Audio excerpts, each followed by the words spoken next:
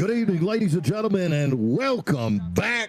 Monday Night Mayhem has returned, but it's not just returned, it's premiering here live on the Vortex Racing Network. The flagship has arrived in the harbor. It's Mean Gene Bunny, Zach Panzarella in the booth for the premiere of Monday Night Mayhem. It's season number 5, and we are proud to bring it to you here on the Vortex Racing Network. You can watch racing right here on VRN on Monday. You can watch it on Tuesday. You can watch it on Wednesday. And guess what, Zach?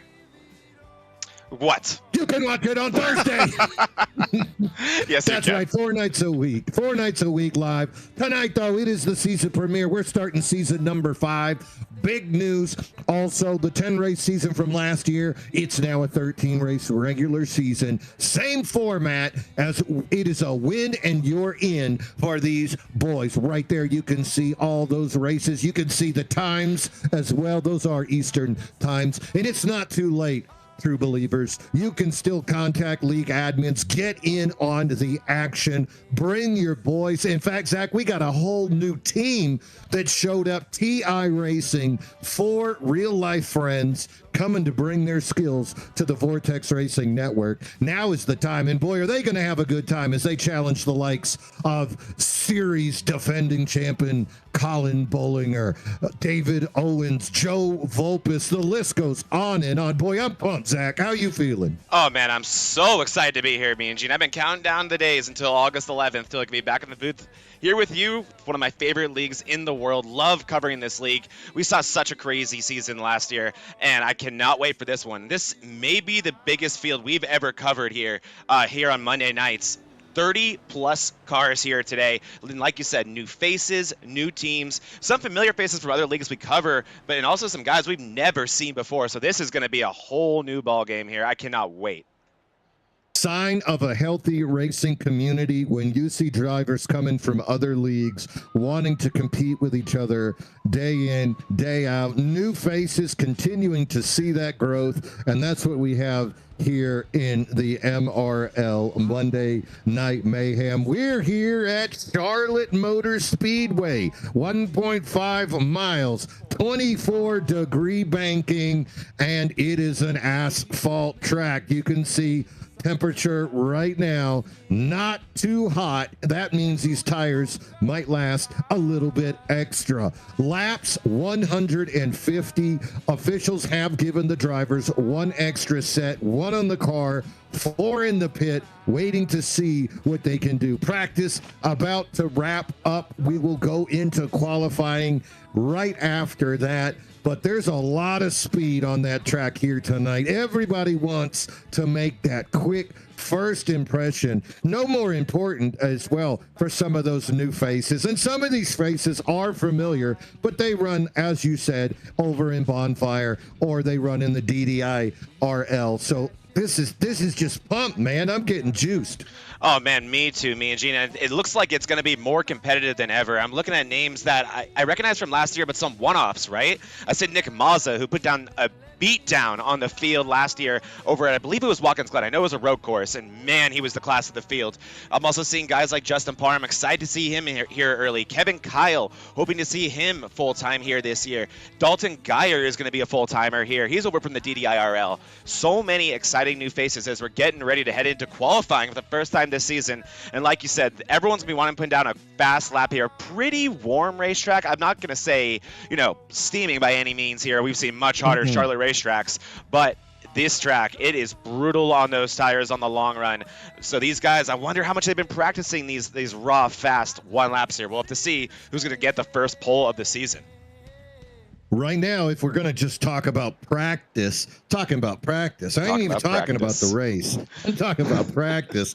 David Owens right now being shown as the fastest in practice. Behind him, his high side hustler teammate, Eric Thornton. And then look at that, Buddy Sully, high side hustler teammate, 4th fastest. So 3 of the top 4 practice guys all on the same squad. Defending team champion, High Side Hustler. Right there, you can see Buddy Sully running in that number 21.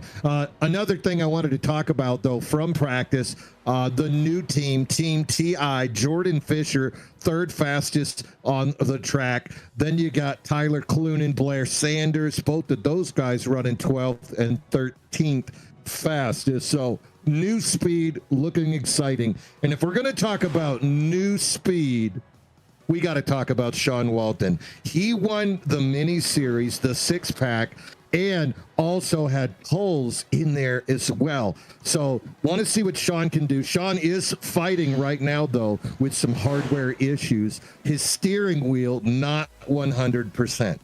So we're going to see if Sean in that number 23 Toyota can overcome that and move forward. Here we go. Let's look at the Colonel. Jack Sanders as well. Lots of familiar faces. Jack Sanders, of course, season 3 champion. Just 2 years ago, Jack was on top of the podium. So great to see him out there. How about this guy, Joe Volpis? This is a fella I'm waiting to come back. He's a 5-time MRL champion. And it's hard to say he's in a slump because he's been winning races. But that championship is right out of his grasp the last 2 years. So this is a hungry driver. We got to talk to him before tonight's practice session, Zach, and that fella seemed like he had a little something to prove, didn't he? Yeah, this is a very hungry driver. Speaking of hungry, there's David Owens hungry for some grass, apparently. Oh my goodness, loose off a massive hit. Woo! That's going to be it for Owens' second lap right there. Volpis clearly, though, a very hungry driver, and and you can tell by that lap. Currently, our pole sitter, if we were to start right now, we still got some of these faster guys need to put down a lap. Tom Lester on track right now. And, I spoke too soon, Mean Gene. Look who just put it on top of the board. Oh, defending series champion, the 53 of Colin Bollinger. Not only is he the defending series champion, that guy won at Charlotte last year. He beat Duval, who got second. He beat Joe Volpis, who got third. So Colin Bollinger up top right now in that 53 Toyota, just straight fast, short runs, long runs. This is a guy that it seems like got a target on his back and he's comfortable with it. When we spoke with him at the end of last year, he knew he was one of the quicker guys, had no problem with it. How about this guy, Michael Mata? Mike led the most laps at Charlotte last year and then had tire and contact issues, ends up a lap down. That's tough when you're the fastest guy on the track and still end up running in this a lap down. Oh, yeah, that really is. And Mata, always one of the guys that's one of the first to try some creative stuff when it comes to pitch strategy, anything of that nature. So keep your eye on him. He knows how to be fast here. Him and Duval have gotten wins that way with some strategy here on this longer race, 150 laps again around Charlotte here today. And with that said, Mean Gene, we have, like we said, a massive field today that we're going to have to go through. So while we have some time, let's hit the national anthem real quick. What do you say? Let's do this.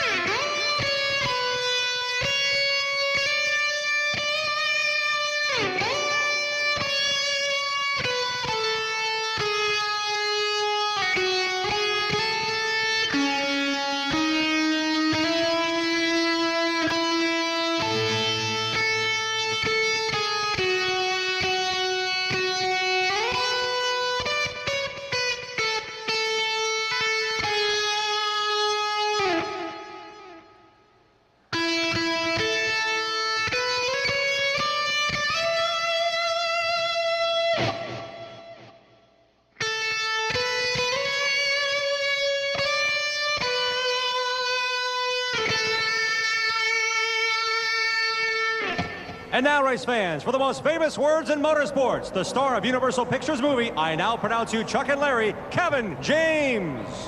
I just got 3 things to say. God bless our troops, God bless America, and gentlemen, start your engine! Oh, he's hyped. Oh, he's hyped. Those go together so well, me and Gene. I gotta say, those go together incredible. It really is. All right, so there it is. It is official. As we are going to take a look at the tree on the pole, Colin Bollinger going to here to defend his title, to defend his championship. Outside row, Jordan Fisher, welcome to the league. TI driver, Jordan Fisher in that 907. Joe Volpus going to start third. Dalton Geyer, great run by the DDI captain. He's going to be starting in fourth. Sixth place, Jay Stinson. Tom Lester going to start in seventh. Jonathan K. Sabir in eighth. Ricky Mandela, senior 9. Tyler Clunan going to be 10th here on the fronting starting grid.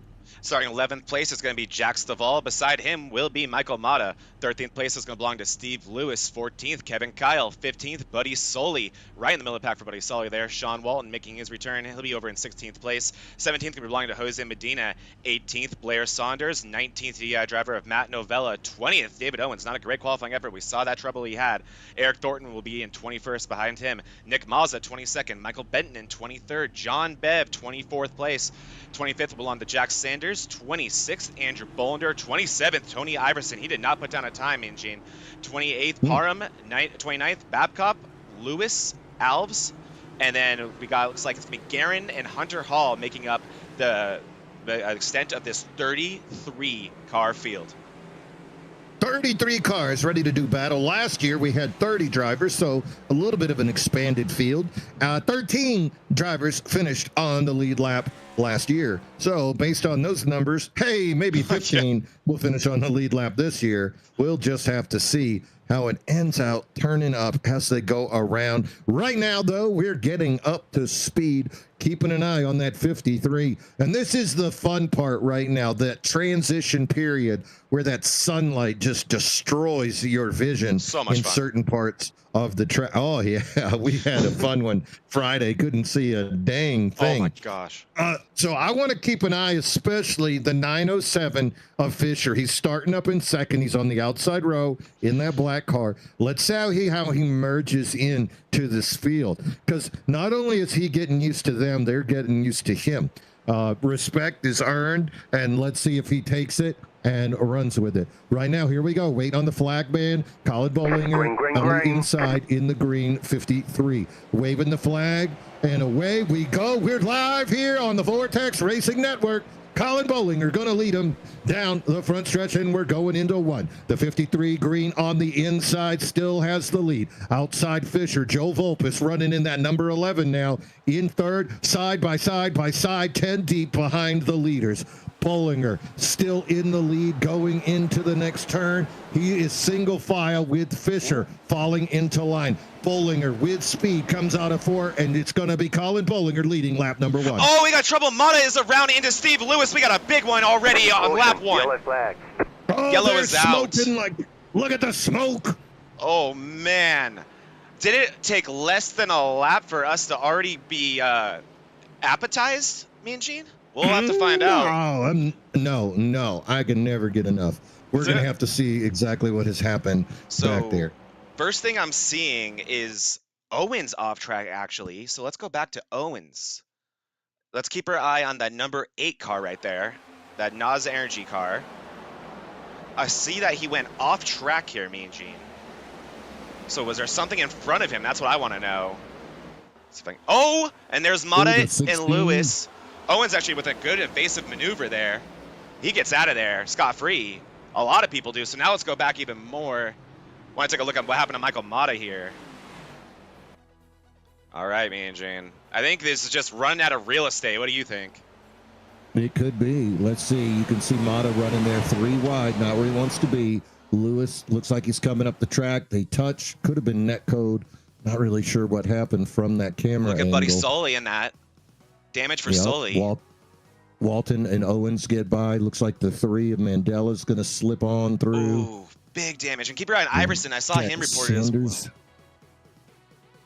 Look at that smoke. That's some beautiful graphics. It is. That's a gorgeous 24 race car we got over there, too. So that's Tony Iverson, the butt kicker car. It looks like he got out of there okay. Oh! Wow. Ooh. That was a close one. Could have been worse for a lot of these guys. We'll have to see how many of them need some damage repair. Looks like we have Brandon Guerin bringing it down. Steve Lewis, Jack Sanders, Buddy Soley, unsurprisingly. And one thing that we have not brought up, I don't think yet, me and Gene, is that lack of fast repair now. That is a big change this season. No, there's no getting bailed out now. If you're involved in that foolishness, you're just going to have to take it right behind the pits into the garage and sit there sad and watch the next 146 laps. Looks like the 25 is going to get rolling again. This news as well, looks like Chris Lewis did not make the start. That's the 902, one of the 4 teammates for the TI team, also not making the start here today. So 32 did roll. Looks like Lewis and Sully still in the pit, trying to figure out exactly what it's going to take to get those cars rolling again. But 30 cars rolling again here. Caution, lap number 4. Yeah, a little bit of damage for both of these cars. We saw Sully take a couple front end hits, and that's, in my opinion, the worst place to hit in any of these oval race cars. It really affects the horsepower, so Sully going to get as much of that damage fixed as he can here. These guys are going to be at the mercy of what those guys are able to hammer out now. As you see, they're going to try to stay on the lead lap here. This will be interesting to see if they both exit. Looks like Steve Lewis going to stay in the lead lap, as is Buddy Sully. So not terminal damage for anyone yet, me and Gene, which is a great sign, because that was a scary wreck that could have taken out quite a few cars. And also look at that number 6 of Lester. Good to know that I'm not the only one who designs paint schemes that have the light of God shining on them on these sunset circumstances. He's glowing right there. He looks a little angelic there on the outside. That's a pretty awesome paint scheme. So in the back, Buddy Sully, of course, he was a champion here just 2 seasons ago. And looks like that Lewis is going to bring it in one more time for a little bit of hammering. Steve Lewis, of course, a truck racing top 10 runner, so wanting to try his hand here in the cup cars, expecting to see some of that similar speed. But with the guys out here, these are names. It's just such mad speed on the track. Oh my Drivers gosh. We haven't even mentioned yet. Jay Stinson, I haven't said that name yet, but we've seen that guy win on Fridays. We've seen him win in other leagues. So true. A name we haven't even called yet. Andrew Bolander, that's the guy that won a ton of races, who never starts in the front. He likes to sit in the back. Tony Iverson, guy's in 21st right now. Well, guess what? He was second last year in that championship race. Justin Parham, another fellow we've seen win. How about Lucas Alves? He's back full-time. Good to see him out there. Let's go green. It's going to be Colin Bollinger. He is your control car. Keeping an eye on that green, number 53. And away we go. Bollinger with a great start. And he's going to bring Vulpes with him. Vulpes and Fisher. The 6 gets contact. Immediate. Into the wall hard. Into the wall hard right there. Couldn't miss that one. No, that is really unfortunate. That is going to be an interesting one. And I think for this one, we're just going to have to go straight to the far chase cam because something went horribly wrong. Let's see what happened here, man, Gene. Yeah. And we're talking like so right when we're green. Yeah. So you can see the start. For some reason, there's a car missing there on that 4th row. Oh, you're right. You're looking at the 6. You're looking at the 6 right there, making progress inside of him. You can see that yellow and green. That's Dalton Geyer on his inside. Is this going to be a net Cody situation? The 6 just not quite clear. Where's the 6 going? He just was not clear. I agree. And this is going to result in a massive hit. Oh, and that will likely be it. Is that? That's Tom Lester there. Yep, that's Tom Fred Lester. Not good. And he is currently in the pit. Oh, I think he's called it a day, me and Gene. I can't find him anywhere on screen. Yeah, that's part of the circumstances of not having the fast repair. I'm not sure what he came down. He might have thought maybe he's on the Oculus device. Maybe. But clearly, I mean, from the spin, you could tell there was not enough room. And as you said, looks like Buddy Sully as well going to go ahead and choose to park it. So Yeah. 2 drivers already victimized by the lack of fast repairs, something that they could have overcome last year. 26 cars still rolling. Looks like we got 5 in the pit right now. Steve Lewis, of course, getting a little bit more repair. Sanders, Alves, and Hunter Hall going to go ahead and top off. I mean, if you're not in the top 10, why not? I completely agree. This is definitely one of those times. This is a marathon here today. I mean, that's what's also a little bit surprising, to be honest, about these early cautions here, is you'd kind of expect a little bit more patience here from these drivers. But, I mean, that was a little bit of a racing deal there. Lester clearly thinking he was clear and just a game of millimeters there. But yeah, these guys already got to be thinking about fuel here, me and Gene. This is a long race, but it has come down to strategy. It isn't just pace that's been the result of these big fields and more than half of them being a lap down when we get to the checkered flag at the end of it. It's a lot of that is strategy and these guys doing math this early in the race.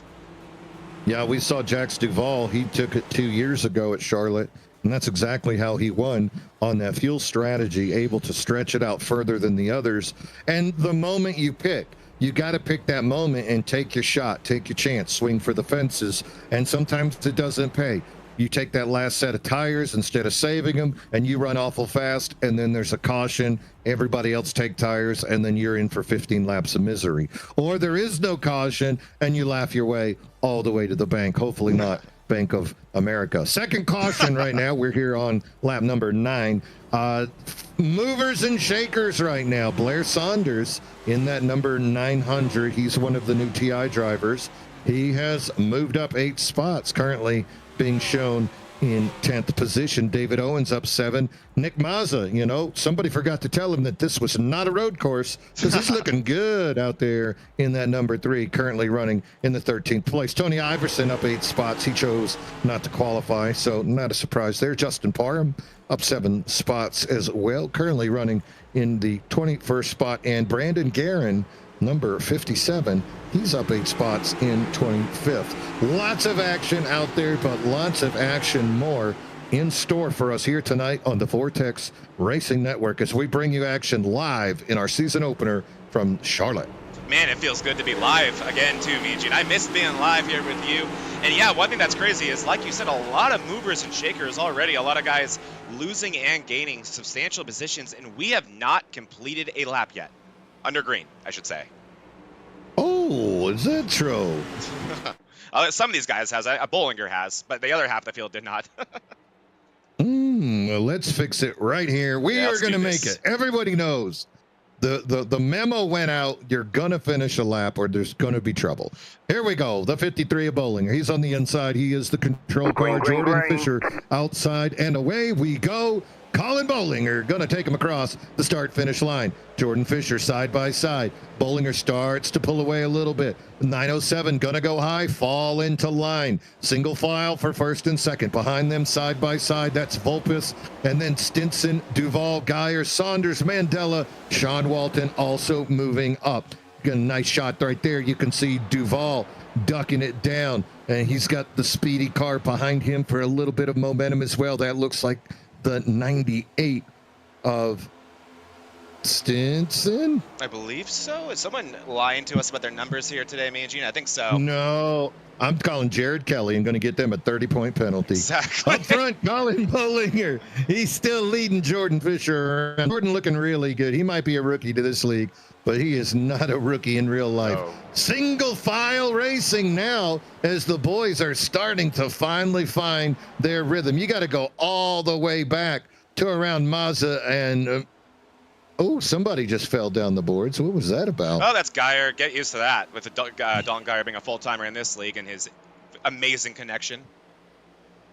He just reminded me right there not to focus my car on him too much, or my camera on him too much. But there you see, yeah, Nick Mazza and Tony Iverson working together to get through this field right now in front of them. They have the 911 of Clunin. And then David Owens not far in front of them either. But you're starting to see these guys settle in. And what I'm kind of seeing, Mean Gene, is it seems like the inside is going to be the preferable lane here early. Not a big surprise there. That typically is the lane that saves tires the best here. Well, the question is, though, at some point you might have to start going high on an extended fuel run. And now that these boys are single file, I think we might get to see that opportunity. Still some nice side-by-side right there. You can see the 13 of Iverson racing with the 911 of Tyler Clunan. Well, we got Kill Tony right next to 911. That ought to be an interesting combination. Up front, though, good speed still being turned. A 2:9.66 was that last lap time for Bollinger, only a tenth of a second off fastest lap turned on the track here today. So tires not wearing down yet, but this is really, as you said earlier, this is our first extended green flag runs. Look at that beautiful shot as the sun goes down and these fellas making their way around single file. And that's an important thing to remember too, is the situation here with the weather. The sun is going down, giving us these beautiful sunset shots. But in this long 150 lap race, it won't be long until it's down entirely and we're racing under the lights, which usually means an entirely different racetrack. So we can see some of these guys that are strong now fall off later, and vice versa, as this track adjusts and changes with the circumstances here, as we're in this transition race at Charlotte, which is just the right way to do this racetrack.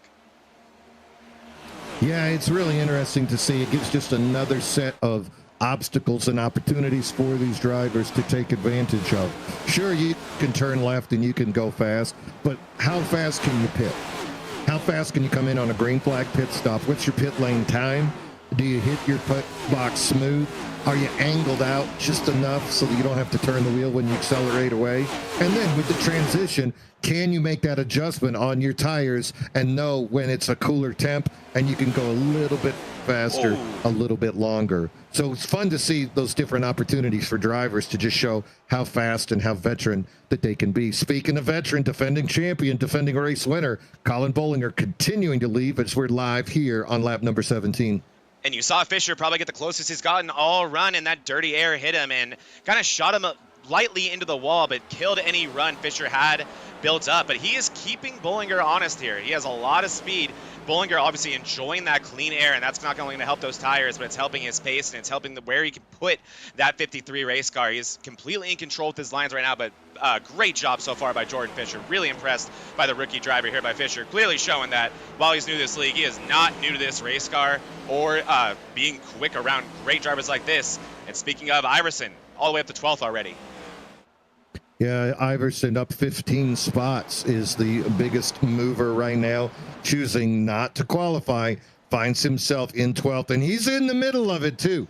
You can see side by side behind him, Blair Saunders just directly ahead of him, Ricky Mandela as well. So making his way up, Iverson, as he finally does make that pass on the number 900. Other guys moving pretty quick. Sean Walton in that 23. He's overcoming his hardware issues, finds himself in 7th place, up 9 spots from where he started. Very fast Jay Stinson right in front of him. And the other guy, we would be remiss if we didn't point it out.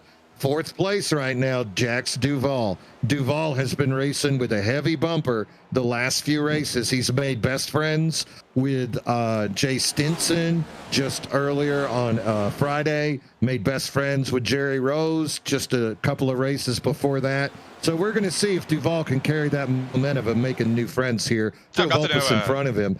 Got to know Panzarella really well on Thursday as well. Really had a bonding experience with him there. Yeah, I wonder if they were to inspect that bumper, is it regulation? Ooh, a little bit of contact right there. Mata bringing it around. A lot of different colors of paint on that bumper right now, I can tell you that much. Oh, good stuff out there. Makes it fun for us, the broadcasters, to watch this thing. Lap number 21. Now, remember, there will be a halfway point in this race. No caution will be thrown. We won't be stopping, but points will be awarded for the top 10 drivers at that point. 150 race laps, so that's going to be lap 75, completion of lap 75. We're going to go ahead and award some points. Radio's starting to light up right there. I saw Mike Benton talking on the radio. Are we thinking pit stop soon? Could be. It definitely could be. I'm sure these guys have an extra set of tires for this race length. And also, I'm assuming the fuel load's around 30. So if you want to short pit this, now would be the time. And with that car on screen right there, in all seriousness with Duvall, he does love this racetrack. He has won here before 2 years ago. He used some strategy, but he was not the only car in that strategy. He had to have a ton of raw speed, and he did. So Duvall, keep your eye on him. I know this is one of his favorite racetracks. He's always fast here. And speaking of people to keep your eye on, look at Jordan Fisher. He's starting to look inside of Bollinger, starting to kind of get in his head a little bit, make him make a mistake, and he actually is seeming to run that bottom line a tiny bit better than the 53 is. This is great right here. Possible Rookie of the Year candidate, Newcomer of the Year, Jordan Fisher, locked in battle right now with defending champion Colin Bollinger. This is what you want to see when new drivers come into the league. They got the hype, they got the Xfinity title under their belt, and then they pull a Ty Gibbs and make you cry. We're not seeing that right now. Jordan Fisher, he is delivering the action that we and you at home want to see. And right now, that 907, he's running that 900 number for 3 races on that probationary period. Can't wait to see what number Fisher is going to pick. And look at the gap. Duvall finally makes his way around Vulpes, and then behind them you can see a side-by-side battle with Jay Stinson, and then there's Sean Walton and Dalton Geyer having the run of his life right now. Dalton with a hell of a good job, DDI captain, out there flexing in the 8th position. Yep, Dalton Geyer doing a great job in the Salmon Amateur Stores sponsored race car right there. He's got that big fish on the side, and it's giving him some extra power there. But Solomon the fish is his name. But Dalton Geyer doing a great job so far. He had that awesome qualifying effort starting in 4th, and he's been able to hold on so far to that good running position, as a lot of these really fast guys, Sean Walton included, have started to blend in with this top 10, the ones that didn't get the qualifying efforts that we would normally expect from them. And this group is getting more and more intense, and look who is joining the party right now. You got Tony Iverson.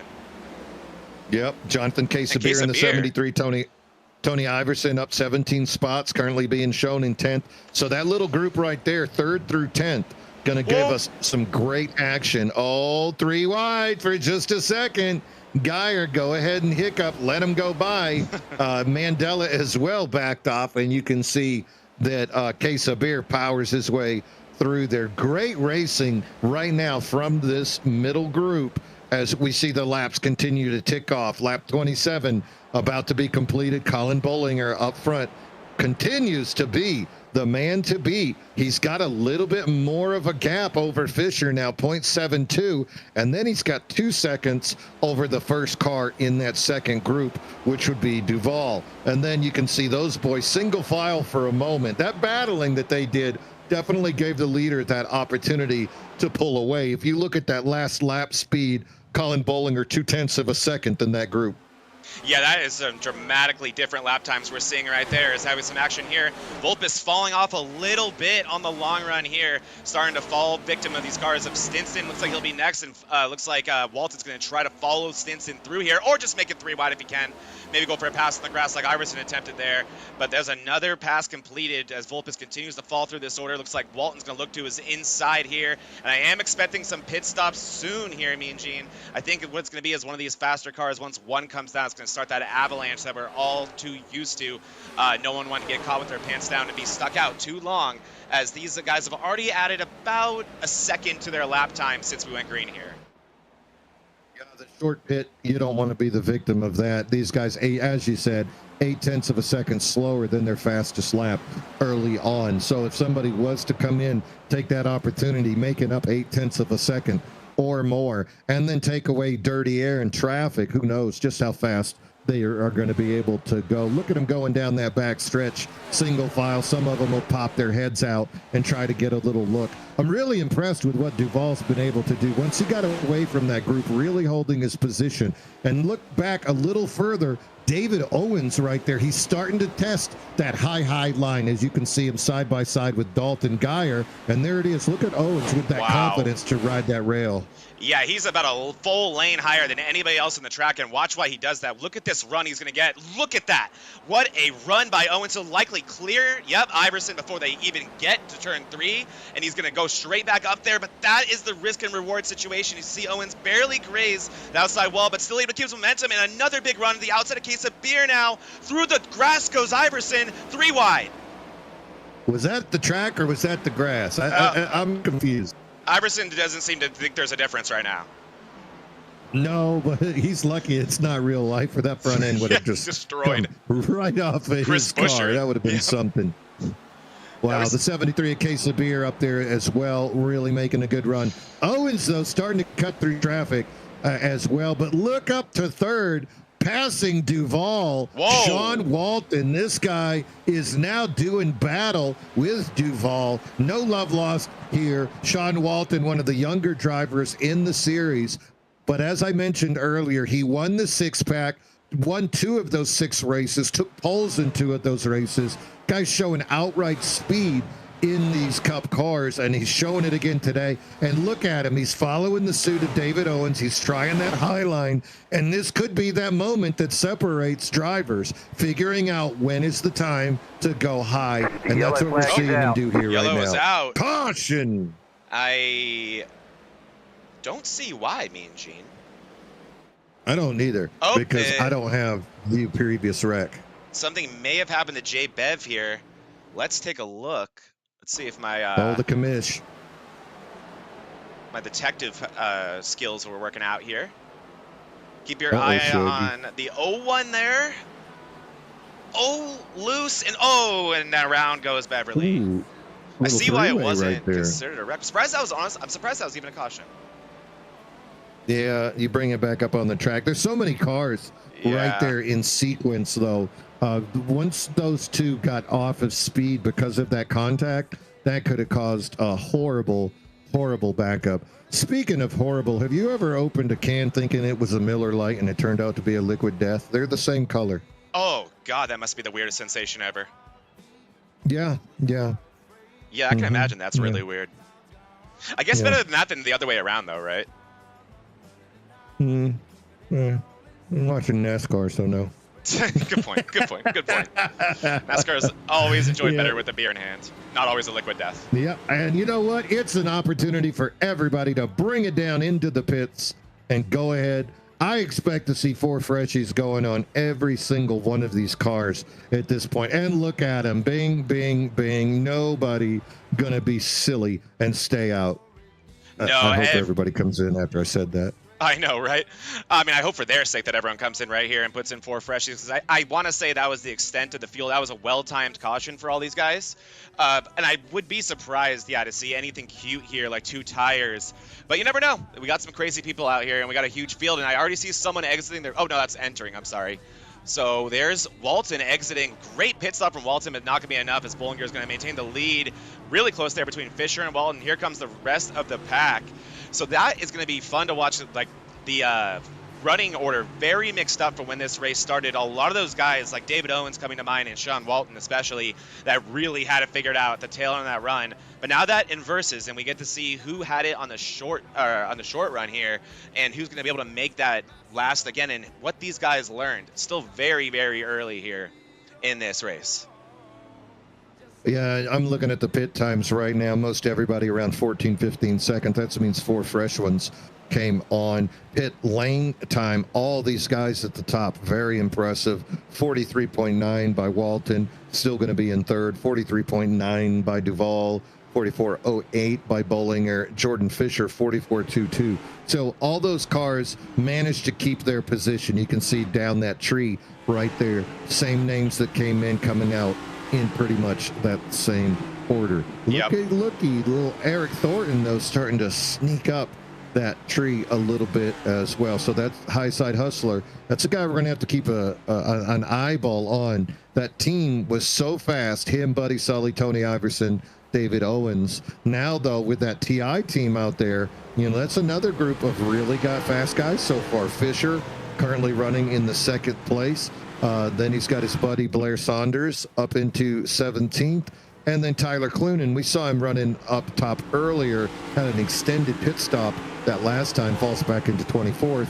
But, that could be a strategy move just to avoid a possible caution. Cautions breed cautions. And here we are coming out of our 3rd one. This restart ought to be very exciting, especially you think you got new tires, but guess what? They're cold. Things happen. And this is a totally different track than when we initially went green, and went green the last time. As you can see by looking at it right now, the shade is everywhere. This entire track is shaded now. The sun was capturing a little bit of it earlier. That is no longer. So this is a cooler track. It's grippier. That top lane may be coming in even more. So this is going to be a really fun one to see here. And man, a lot of new, not new faces, but guys that just have brought to the next level. Especially I'm looking at Walton and Stinson. That six-pack challenge that these guys had before this just unlocked something for some of these drivers, and it's been fun to see. A lot of it's confidence as well. You know you're fast, but then once you start bracing the names that you see every week, that'll help it out. Here we go. Caution, pace car is off. We're going to go green, and away we go, and off runs Bollinger. That's going to bring Fisher up side by side with Walton. Walton, Fisher side by side. Jay Stinson, he's given a good push to Sean Walton down on the inside. Walton now with a car linked light above Fisher. You can see below him Stinson falls in line behind Fisher. Top 7 cars now, single file. Bollinger, Walton, Fisher, Duval, Stinson, Owens, a little bit of side by side. And now look at Fisher as he's going to use the momentum pulling out of the draft. He goes up and around Walton. What an amazing move. Top 6 cars now side by single file. Owens case of beer. And look, it's 3 wide in the back. Barely holding on there. A little bit of insanity as we're trying to finish a lap here, boys. These guys are going hard. Yeah, 3 wide again. It's going to be into 3 and 4 this time. And you saw not a great restart from Fisher there. Able to recover a massive block thrown by Walton, but just ripped the outside, did the rookie of Fisher. So that outside lane, like we kind of predicted there, Mean Gene, starting to come in.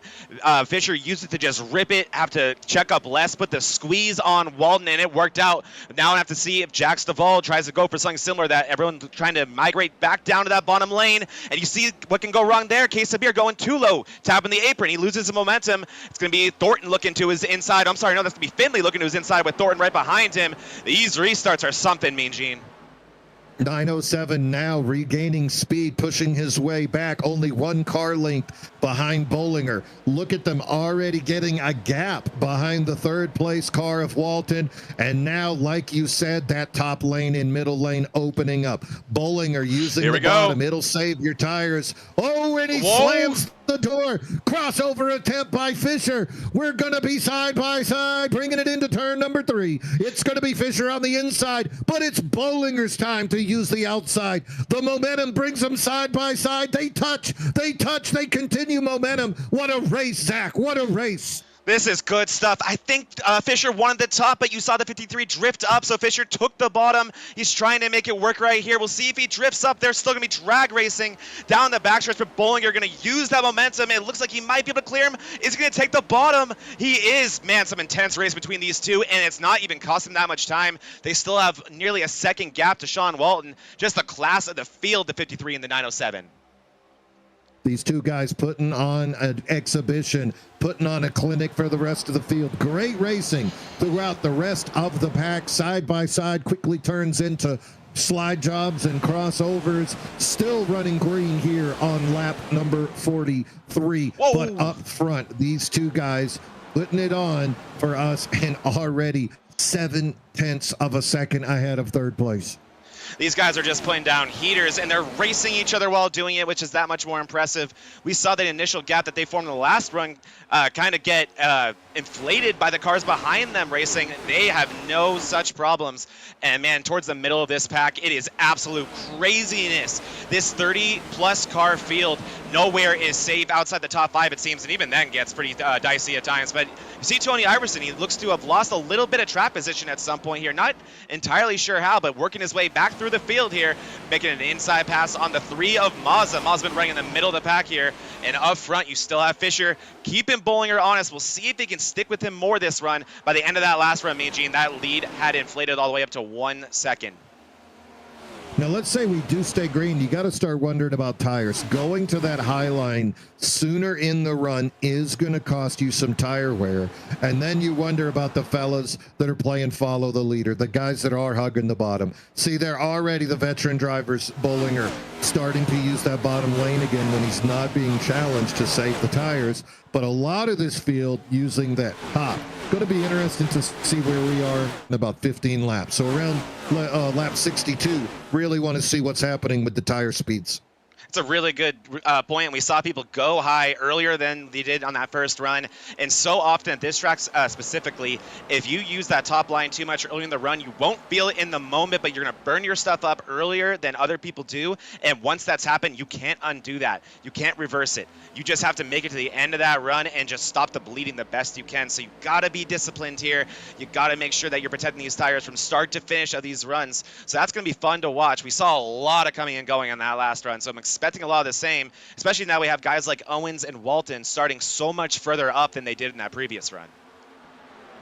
Lots of settling in now. Initially, it was a little bit of chaos. Looks like the boys are dialing it in. A lot of single file racing. But that is a theme that we have seen in the Cup racing on television. Oh, person as well. Oh, and there's a spinneroonie. Look at him. The 911 is around, and we may stay green here. It's Tyler Cloonan's around still. We are still green, ladies and gents. We'll see how he re-enters the racetrack safely, and that brings out the caution. He didn't even do anything wrong. No, well, you know, if you come back on the track and you're not at speed, often that is going to bring out a caution. Love it, hate it, I do it. Hit that caution. David Owens taught me how to do it. Thanks, Zero Chill. And here we go. That is going to bring out that caution. I didn't say he taught me how to self-spin. I don't know how to do that yet. So he's still out there, going to bring it around. He's not going to be the lucky duck. Did he end up getting passed by the leaders? I don't think so. I think he's going to stay on the lead lap. So, and he didn't hit anything either. So could have been far worse for Cloonan here. And here is a replay of that wreck. Let's go back. It was because he definitely got. I believe we'll take a look at it though. I believe it was Somebody touched him in the no-no. Got him in the no-no spot. And what I was, the reason I was, when this happened, actually looking at this group, I mean, Gene, God, there's just so much talent, top to bottom in this field right now. Yeah, this is Parham and Medina and Cloonan, just three excellent drivers, and there it is. It's that tri-oval. The track gets very skinny, and it's obviously not straight. So I think that will not be the last time, and it has not been the first that we've seen that happen today. Yeah, we attended this in person 3 years ago, nice. Charlotte, and that's exactly where the adventures started to happen. People just making wild moves once they go into that tri-oval, and you get those varying speeds, especially once drafting and dirty air come into that situation. There's the 11. He's going to bring it in. Looks like a few cars from 17th back. Owens as well. 16 cars staying up. Well, you know, they might be up to some trickery. They might be doing math, adding it backwards. Remember, this is 150 laps, so lap 75 is going to be that halfway point. Won't be a caution, but points will be awarded. Taking tires right now might be an opportunity for you to race really hard, cut through traffic. Question is, though, is now the time to use it? Would you rather use that extra set of tires to win a stage, or would you rather save it to win a race? And I don't even think they took tires. I'm looking at their pit times. I think they just took fuel. Maybe what they're thinking is that these cars that stayed out will not have enough fuel to make it to that stage. And they'll have to pit before then. So that may be a way for Volpus, Owens, Novella, Mazza, Mata, who, why do they always hang out together? It's like Bollinger and Bollinger. Yep. And Medina, that could be a way to steal some stage points for those guys right there, but they will not have a tire advantage. So that's going to be interesting. This is one of those swing for the fences situations that we talked about. If there is a caution, if there's no caution, they're going to be real happy and they're going to pull away, saving, 45 seconds with that happening in a lap here, 30 seconds. So in theory, if this thing goes wide open, somebody else has to pit and you don't. You might get a whole lap on them coming out of that thing going into the halfway point. But if there is another caution, all you've done is put yourself back into the 20th position. Yeah. And now you got enough dirty air in front of you to feed Pac-Man. Yeah, that's the funny part about this whole thing here. And yeah, that's the beauty of no caution for the stage, which just like DDIRL, It's what I prefer personally, Mean Gene. I think that's the proper way to do stage racing, because I do like the idea of collecting points in the middle of a race. I don't like the idea of cautions that don't need to exist. So that is going to be interesting for these guys. If we were to stay green past that caution, yeah, they could go a lap down, and then it just becomes a matter of when does that next caution come out, right? They are going to be at the mercy of that. So that's going to be an interesting thing to follow. And it's always those Gulf Coast guys, the first ones to mix it up. They've been up and down this road so many times before, and they know how to win races with strategy. So we are under our fourth caution of the race. Pace car is leading them around. It's still Colin Bollinger and Jordan Fisher up in the front. Sean Walton, Jax Duvall on the second row. Jay Stinson, Jonathan K. Sabir going to be the third row. Eric Thornton currently being shown in 8th place. Tony Iverson, Dalton Geyer, Robert Babcock, top 11. Rooster sneaking his way up there. Into the Geico restart zone. Late start right there by Bollinger. Really blocks up that outside lane as Fisher and Duvall forced to slow it down. Fisher now getting a little bit of momentum. The entire field pulls a human centipede. Looks like they've recovered. No hard contact back there, but there sure was a lot of A to B. Up front, Bollinger, he's laughing it up all the way to the bank. Got a one-car lead over. Whoa, Walton. Look at Walton's speed on the outside. That inside lane finally comes to life. Duvall smashing into the back of Walton. Ron Fisher. Oh my. Duvall touches Walton again. It's that heavy bumper. He of the front bumper, Sean Walton meeting he of the heavy bumper, Jax Duvall, third and fourth. But look what it's done. It's let those third and fourth place cars keep close. Duvall knows he cannot let those get out of his sight again. He has to stay in touch with them if he's going to pass them later on here. Fifth place, Chase Stinson keeping it tight. Case of beer, Thornton continuing to race. Great action here. Green flag racing on lap number 54. And this is sketchy over here. Iverson, Mandela, and Geyer trying to make this work. We all are in the same pit strategy here, but these guys, the pay window is open. You're seeing Walton try to use that top lane early, really trying to take advantage of that speed, and these cars being close while you can, and that draft starting to matter a lot. You see the two of Babcock trying to use that very top lane, and catching up to them quick is the group of Vulpes, Owens, and the rest of the Gulf Coast boys. So this thing is about to get interesting, and that restart was a messy one, Mean Gene. I don't think Jordan Fisher was in love with that. No way, but that's crafty racing right there. We talked last year with Colin Bollinger about his philosophy. He says he just does it different. Just does it different every time. If you try to start guessing what he's going to do, that's when he's going to catch you.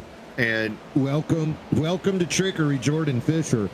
He'll be ready for that tomfoolery next time, though. You can see right there, nice lead by Bollinger. Fisher, though, following close behind. Walton still using the middle high part, trying to find that speed. Hopefully he's not going to run the tires off of that car, though, because that third place run that he's got indicative of that great success that he showed in that six-pack season. Yeah, if I'm Walton right now and the gaps are starting to form, it might be time to dial it back and start using that inside lane. But that outside lane is what's keeping him up there and what's keeping them honest in front of him and giving him a shot at this lead. So I get why he doesn't want to use it right now. Maybe just thinking, let me try to get to this stage. We'll have to see what the fuel situation is like for these guys. And back over here, when it comes to Owens, Mata, Vulpes, and Novella, you can tell that these guys are racing for stage points. They are very, very intensely competing right now. It almost looks like it's the end of the stage for them. So clearly they like their strategy and they want to be the ones that are in front of it right now. Yeah, just going to ride around, though, hoping that those fellas in front of them going to run out of gas. Little update I'd like to make. You remember the 911 of Tyler Clunan spun. He seems to have found speed. He ran a 30.38 last time, and it's only 1/10 of a second, 0.15 second off of what the leader did.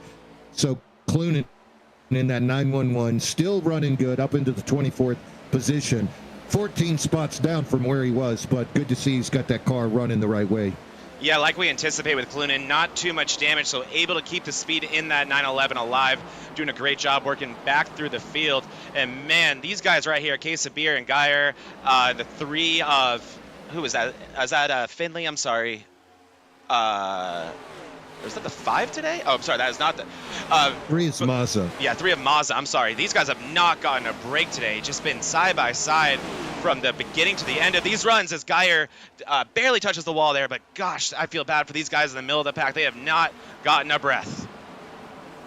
No, lots of dirty air going on right there. Very difficult to make your way through there. You might have to take a chance, a pit strategy chance to try to get through here, skip a set of tires, get right sides, who knows, and then just pray a caution is going to come out, give you a chance to get up through that front right there. Look at that 29 as well. That's Kevin Kyle. There's 2 threes, Eugene. Around here. That's Babcock. There's there 2 threes. Yep. I thought Babcock was the 2. Yeah, so I had Babcock as the 2, Target but then 2. Look at that. Okay, that is Babcock. So who's the 3 in front of him? Is that Mandela? It is Mandela. Mandela's the other imposter, and Mandela's the imposter in the 3. He's listed as the 20 for us. No, I thought he took over the 3.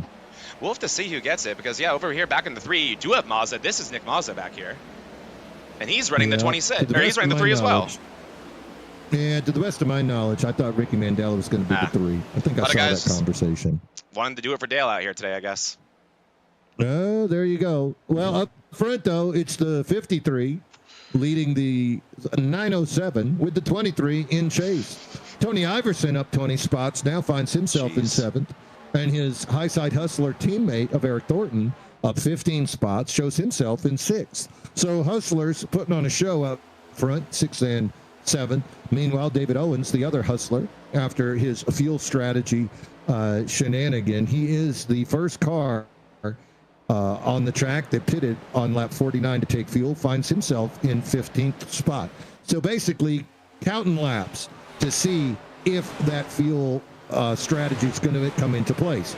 Lap 35 is when those boys last came into pit. Those are your leaders. Those are your top 14 drivers. So if they can make about 30, you know, we'll see how far they can go. Wow, look at this. Walton has reeled in Fisher. This is interesting. Didn't expect that, as Fisher has been great all day, but Walton, man, when it gets late in this run, that 23 comes alive. Yeah, Sean, again, we saw him with early speed with poles. We saw him with late speed with the wins. So no surprise here to see him continuing. Again, youngest guy on the track. So he's just getting better every time. And he is a unofficial teammate of Andrew Bolander, Colin Bollinger, and Robert Plant Smith. So he hangs out with speed, you know, and you're going to get as good as the people around you. Not a lot of drivers better than that little group that I just mentioned. So good to see him out there.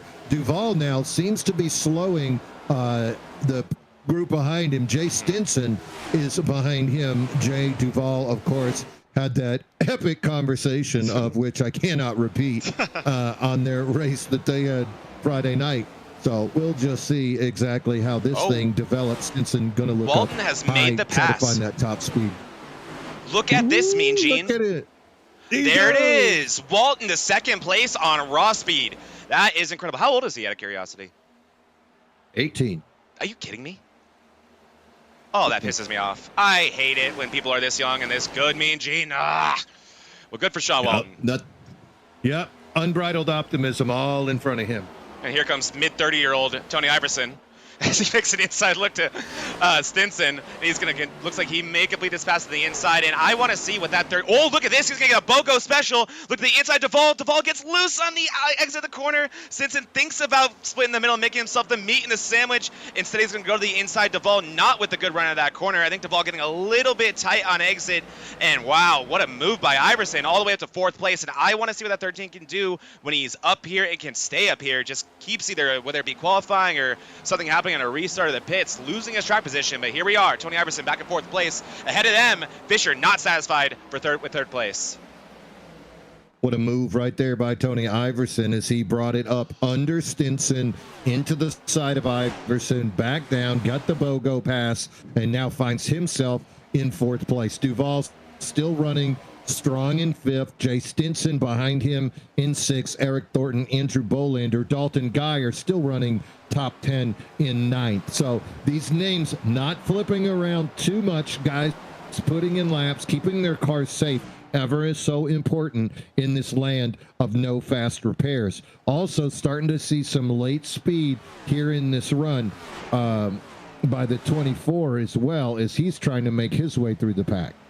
Yeah, we are, and you saw Fisher maybe listening to the broadcast live with us and heard that the guy who just passed him was 18 years old and said absolutely not.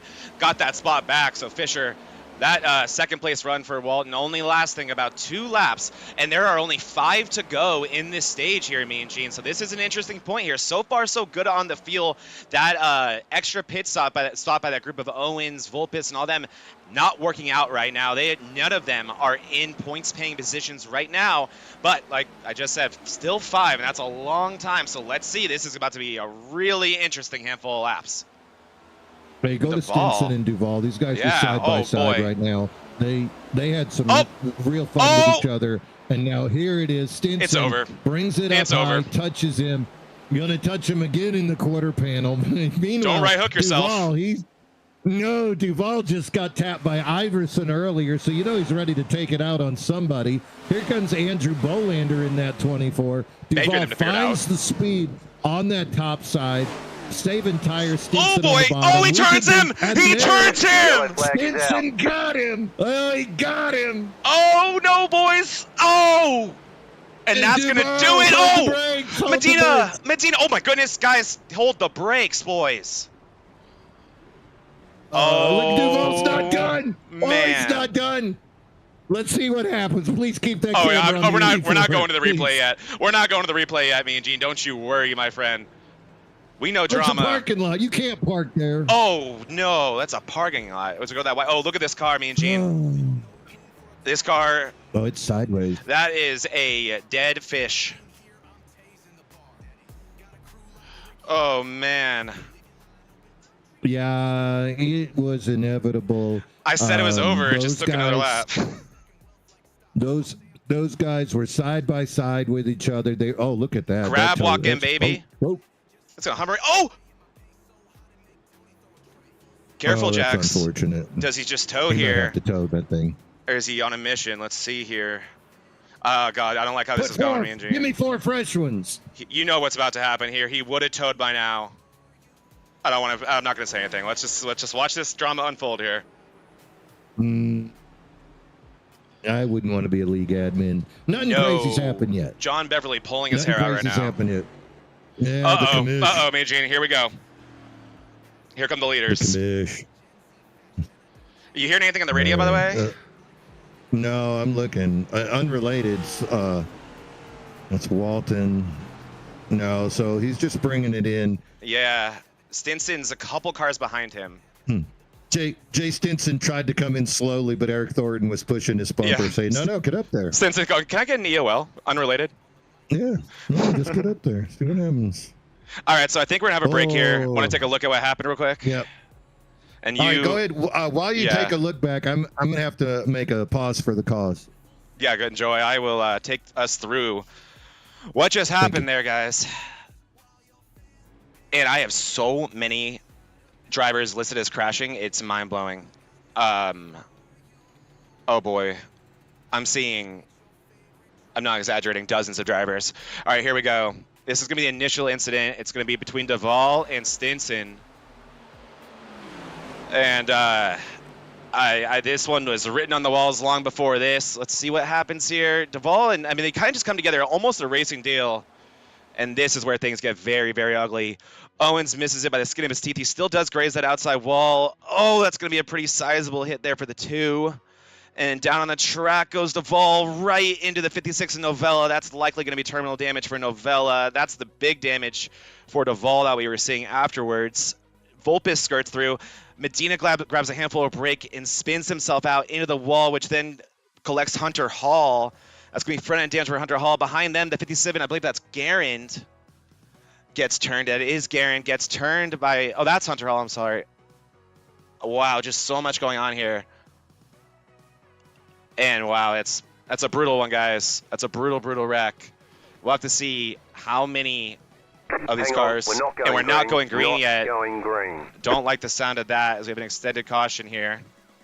Likely just figuring this out. Duval's still getting his damage fixed, and that will do it for the stage. Stage winner will be Colin Bollinger. Sean Walton, second place. Bolander will collect third. Great job for the 24 to drive through that field and finish third. Tony Iverson, another guy who drove through the field, and he's going to get rewarded for that with the stage points. He's going to be in fourth place. Fifth will be Thornton. Sixth will be Stinson. After all that action there, he will still get sixth place stage points. Seventh will be Owens, eighth Geyer, ninth Gasabir, and then the last stage points, I believe, will belong to Babcock. They'll likely pay them out at the moment of caution, so maybe Duvall will end up getting some points for that, depending on when they want to count that as a called yellow. But likely not too much different than what we see there, and Bollinger definitely our stage winner. As we're getting ready to go green here, I see the lights on the pace car, but we had the extended caution. So I think he's actually going to be pulling off here, if I'm not mistaken, but we will see. That was a interesting caution, and he is going to stay on track, Mean Gene. So we're going to be one more time around here. This is an extended caution here. Duvall looks to be still getting that damage fixed.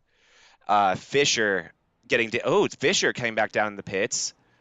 I didn't see Fisher getting damage, so I'm not sure what happened there. Guerin fixing damage, Novella, like we said. Hunter Hall fixing damage, we saw him involved. Steve Lewis parked it long ago, and Medina, another one we speculated that had some pretty serious damage. So that one, I think collecting about 6 to 8 cars right there, Mean Gene. Oh, yeah, that was a brutal accident, you could see, and then Duvall's car continued to roll, and that had other people make contact. Up front, though, without Fisher, that opens the door for Sean Walton now.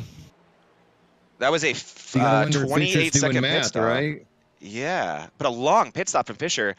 Maybe picked some damage. Maybe that's how Walton initially got to him. Maybe there was a wall hit that Fisher had to get fixed there, but that track position is gone. Curious. So right now, running order going to be Bollinger side by side with Walton. Bolander, Iverson going to be on the second row. Iverson, Stinson on the third row. Thornton, Owens. Fourth row, Geyer, Babcock, Casabir, and Mandela going to be the top 12. That's your front 6 rows. I'll tell you, though, it's been fascinating to watch this 24 cut through the field. You could see the 24 and the 13, that whole second row. Those two guys right there, they've been moving. That's who I got my eyes on in this restart here. Those two cars. See what they can do with it. Pace car is out of the way. We're keeping an eye on Colin Bollinger. That's the 53 Toyota on the inside. Green flag. Toyota front row right here. Oh, the little hiccup there by the 13 of Iverson. Not a good start. Stinson's going to give him a little push.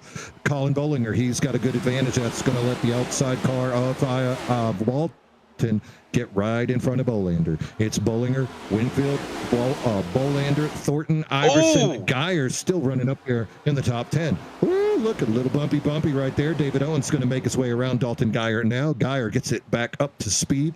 Going to be 2 wide back. Look at Robert Babcock now making moves on the outside behind David Owens. Babcock is in that number 2 target car. Coming out of 4 across that start-finish line. Leader still going to be Colin Bollinger. We saw a pretty solid hit to the outside wall for Owens, but the reason why he went straight to that top lane, he has by far been the best there today. It hasn't been close. That 8 car has just been dialed up there. Look up front, though. Sean Walton pushing Bollinger down that backstretch. He's going to be looking for this pass sooner rather than later because that Bolander 24 car is hungry, and that thing is fast. We've seen it flirting with being this far up in the field all day, and now here is his best opportunity. Going to look to the outside of Walton here. Bolander looking for second place. Eric Thornton right now behind Bolander in the 24, almost contact, but he's going to make it around. Let's keep an eye on Thornton. He likes to run close, hard, and fast, and that's exactly what we're getting here at Charlotte. Second and third, look at Walton, the 23, the 24 looks to go high, brings it back down into line. Everybody hugging that apron right now. Lap number 79, Bollinger, Walton, Bolander, Thornton, Iverson, top 5. All single file. Behind them, you can see all the cars single file until they go to make a move for a pass. And that's where it gets interesting. Is it a slide job? Is it a crossover? Gonna have to find out as we see racing here live. Lap number 80 from Charlotte. And that's Jordan Fisher working his way through the field. Like we said, lost all that track position.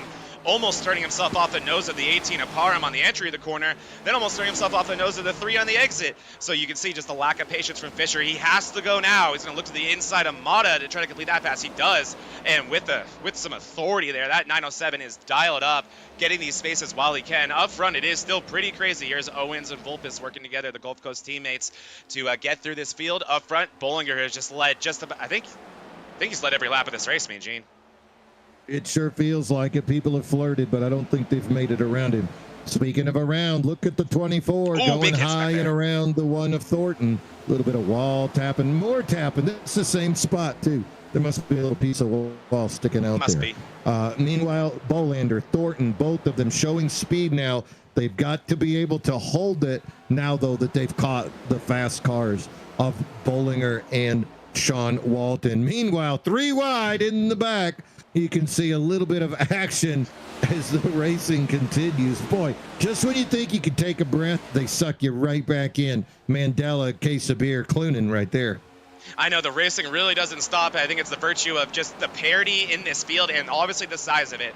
One of the biggest fields we've ever seen here on Monday nights, and seems like the only guys who got added to it are front runners and guys who are capable of winning races, because, man, I've never seen a league this competitive. This is absolutely insane out here. As here goes Iverson looking to the inside of Thornton. This would be for 4th place. Iverson starting to let that 13 come in for him. We did, like we talked about, not a good restart from the 13. Maybe not used to being that far up in the field to start a restart, but looking to recover here and see what he can do if he has anything for Bollinger. Tony Iverson put down a message in the Discord this morning, Mean Gene. He said he's going to be even more intense, even more pissed off, and he has never been as hungry as he is to win a championship as he is right now. So if it's possible, we're going to see an even crazier Tony Iverson here for this season 5.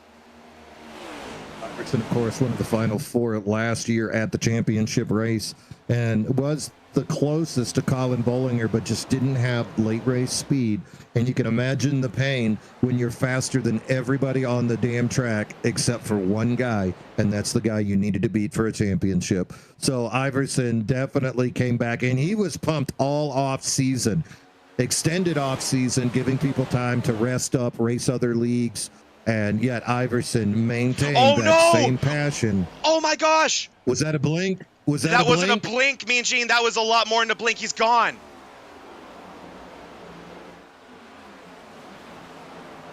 He's back. Oh my God. Oh, he got raptured. God. I thought it was the rapture. You know Sean Walton right now in the helmet going, damn it. I thought it was the rapture. I was thinking they only take the good ones. I didn't know they just met good racers. And it's only when you're dominating, right? It's never when you're running 15th. It was the lag switch that just came down. Slide job got him. But he's still running. That was a little tense moment. Woo, my heart is still I've had that happen I've had that happen 3 wide. It is always a joy when you see somebody vanish and blink and then they reappear. Not going to say it was Joe Amato, but it was somebody. Not to mention Sean Walton was like right there on him, so he's just waiting like, I hope he doesn't appear on top of me. Yeah, everybody thinks that. No one wants a guy to just appear on top of you. No. Meanwhile, 3rd and 4th, side by side. Speaking of being on top of other running men. in the back. Iverson and Bolander having a great race. You can see there back there. Good racing right there. Iverson making use of the inside. That's the battle for 3rd and 4th. Behind them, it looks like Eric Thornton. Chase Stinson, no bad effects off of his contact with Duval. All of that he left in his rearview mirror. How about the Rooster? Babcock up 22 spots, running in the 7th position. He's in that target number 2. Usually he runs hey, Jay, there's a wall there. Usually the Rooster runs in the white and red scheme target car, but tonight, showing off that black and red for the lights here in Charlotte as we continue to see some amazing racing. Speaking of amazing racing, Case of Beer 10th, Dalton Geyer in 11th. Dalton, I'm used to seeing that guy winning in trucks, so it's really fun to sit here and watch him having that same kind of success here on the Cup cars. Ricky Mandela, he's going to be running in 12th right now. You can see, though, that gap behind Ricky. He's a Rookie of the Year winner over in the Bonfire Race League Premier Cup. And now he's got a possible Rookie of the Year, Jordan Fisher, chasing him down. Jordan, he ran 2nd most of this race, currently finds himself in 13th. I'm not sure why he pitted, but he did. Tyler Clunan, that's his teammate. Behind him, Tyler dropped 4th spots, but both these guys making their way through traffic after taking extended pit stops. So lots of great racing here today at Charlotte as we are at lap 91, scheduled to go 150. Yeah, this has been a fun one. Dalton Geyer, not super surprised to see how well he's doing here in this next-gen car. He is a second or third year runner of the NIS Cup Series, and he's had some good runs there. He's also a Daytona 500 winner. I mean, granted, that is a plate track, but Dalton knows his way around these next-gens, and he knows how to race with, in my opinion, just the worst of them when it comes to race ethics and respect, which is that NIS series. God, it's just a cesspool over there.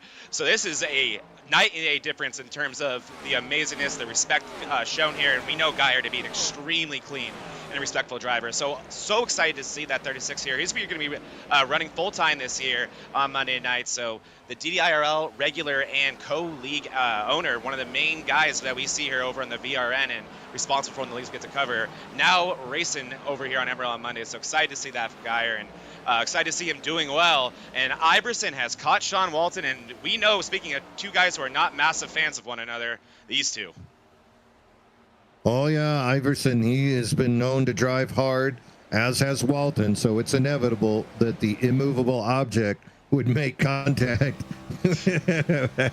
with him. Meanwhile, a little bit of housekeeping. Looks like Matt Novella has pulled it behind the wall and put it in the trailer.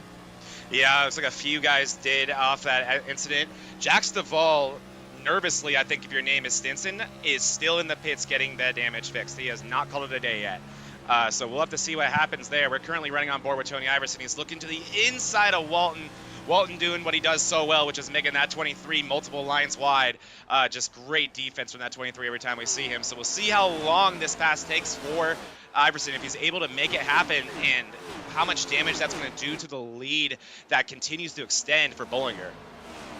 Yeah, Brandon Guerin bringing it out of the pits now. He's going to get that 57 back onto the track. And, you know, you got to put in laps. You got to put in the laps. And here comes Jax Duvall as well.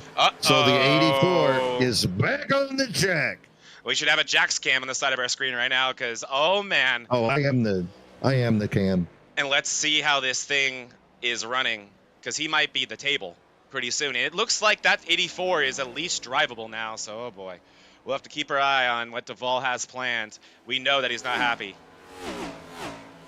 Well, he's got to keep it out there anyway to try to catch up to Lucas Alves and Mike Benton. Mm-hmm. You know, those guys are just, they're in the pit, but they're a couple of laps ahead of him. So if he can run it around a few laps, that'll allow him to pick up just a few more positions. So really good idea there on his part to try to get back on there. Speaking of, we got 21 cars on the lead lap right now. Kevin Kyle being shown as the first car a lap down, so he would be the beneficiary of any lucky dog scenarios that might pop up. Up front, though, Colin now with that 0.8 of a second lead over Walton. Walton in a battle with Tony Iverson.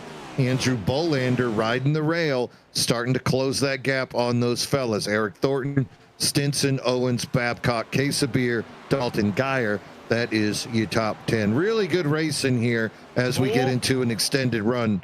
These boys pitted on 73, so they're 26 laps into this set of tires. Now that Bolander has joined this party, I think that 13's patience has run out, me and Gene. I don't think he has any more time that he wants to wait. They've lost 0.3 to Bollinger doing this battle here, and now, yeah, look at this. Iverson's going to lose 4th place to Bolander.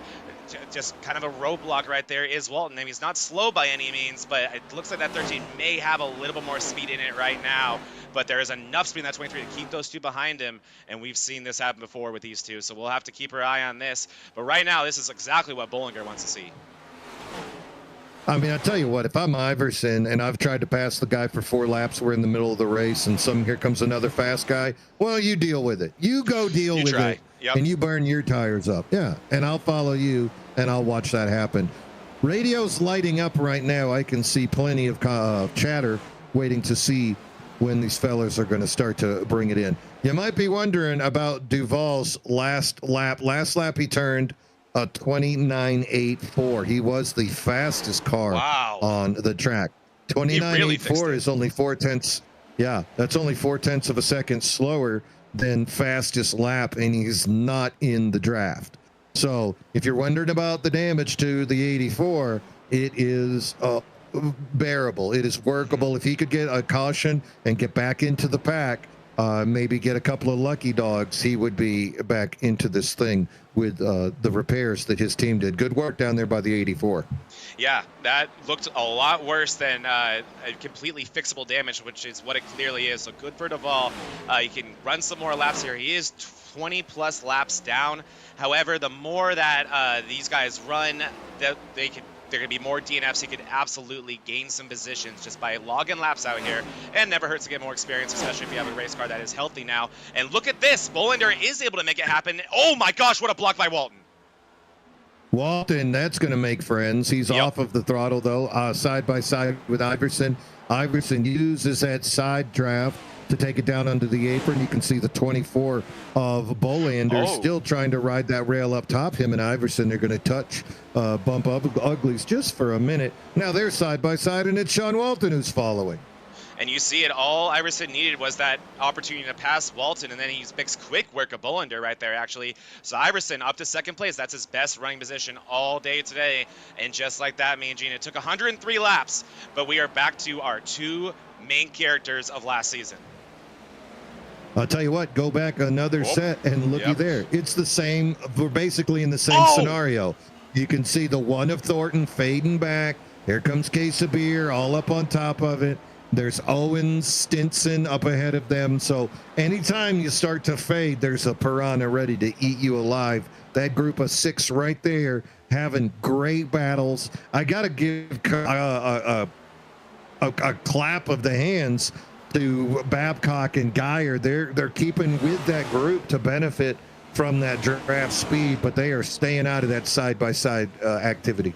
Yeah, this is really going to be a matter of who wants to use the undercut, who's forced to use the undercut, and who wants to try to extend this run, bearing us staying green, because we're getting close to that window here, me and Gene, where it will be the last pit stop if this race is to stay green. So that's going to be really make it or break it time for these guys. Their last opportunity to get trap position that way, as we are now on the latter end of this race, only 45 to go. And just one more thing I wanted to touch on real quick too, Gene. I think with our excitement to be here again, we forgot to go silent for lap 12. So what do you say when we get to lap 112, we do that one quietly? I like that. I think that'll be good. Yeah. I forgot that once before, too. It made me sad. Yeah, it does. It makes me sad. I get excited and start screaming. Exactly. And, now, there's a lap car in between this group. I'm trying to figure out who it is. Who is that? Yeah. Is that Jack Sanders? Right behind Walton. Or is that Kevin? No, I want to say it's Jack Sanders, but I could be wrong. All right, looks like Eric Thornton going to bring it into the pit. Yep, so there it is, the first undercut. That will be interesting. Let's see what type of trap position, if any, Thornton's able to gain. I mean, a pretty solid margin behind someone like Bollinger, but this could be enough to get him to the front of that pack that he was in, perhaps in front of that group of Stinson right there. Yeah, that was Jose Medina, by the way. That was Medina. Okay, my apologies. Medina recovering from that last wreck. Definitely got a healthy bit of damage from that one, so I doubt that 54 driving the way he'd like it to. Yeah, unfortunate for him, but hey, he's still running. It's never over until it's over. And Iverson is quite a bit faster than Bollinger, me and Gene. Quite a bit.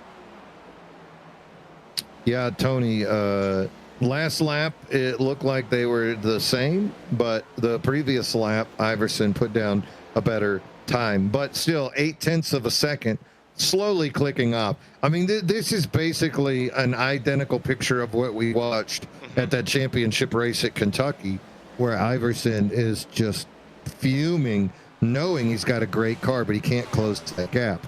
Up ahead, lap traffic might come into the picture. You can see just ahead of Bollinger that there is a lap car, but most of the time, these pros up front, they just use that to help them with their draft speed. They do, and that's Lucas Alves in front of them. It looks like he will be getting lapped soon. He was also in that incident. Just a lot of non-healthy race cars rolling around here, trying to collect points the best they can. But yeah, you're right. This is actually going to probably be a benefit. Besides the dirty air for Bollinger, you'll likely probably see him use a different lane here to stay out of that dirty air. Yep, there he is using the bottom instead of the middle, like Albas is. But then when you get down these front and back stretches, you get to pull in right behind him, use that draft, and he needs it right now because that. I hear the Jaws music in the distance. It's not super loud yet, but I hear just a little bit of a dun dun dun dun, and it's coming from that 13, me and Gene, and it's down to 7/10. Yeah, you're going to need a bigger boat if you're going to let him sneak up. But this is kind of what the 53 did last time. Now he's got the car in front of him that he can draft on, that can pull him up. So that's going to help him out. So, ladies and gentlemen, we're about to come up on lap 112, and we're going to go silent in memory of Bonfire Race League founder Dennis Puckett.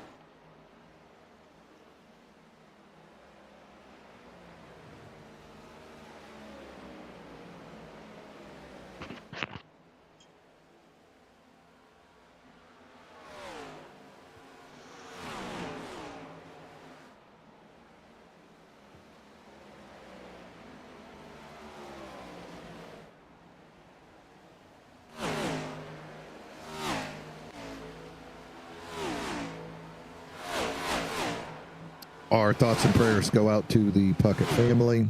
Of course, losing Bonfire Race League, our sister league, founder Dennis earlier this year. Yeah, we missed that. Racing continues here on. Oh, sorry. Just having to be carrying on his legacy over here and making him proud, me and Gene. Missed him a ton, though. Meanwhile, wow, look at this. Thornton came out after that pit on lap 106, turned a 30.19, only 0.3 of a second faster than the leader. Wow. So one would think that 4 tires would give you a big old advantage, but not so. And we're starting to see other cars 4 tenths that last time. Finley has brought it down now as well. You saw him on the inside going left down. And look who he is now. Bollinger going to bring it down before Iverson. Yep, Colin.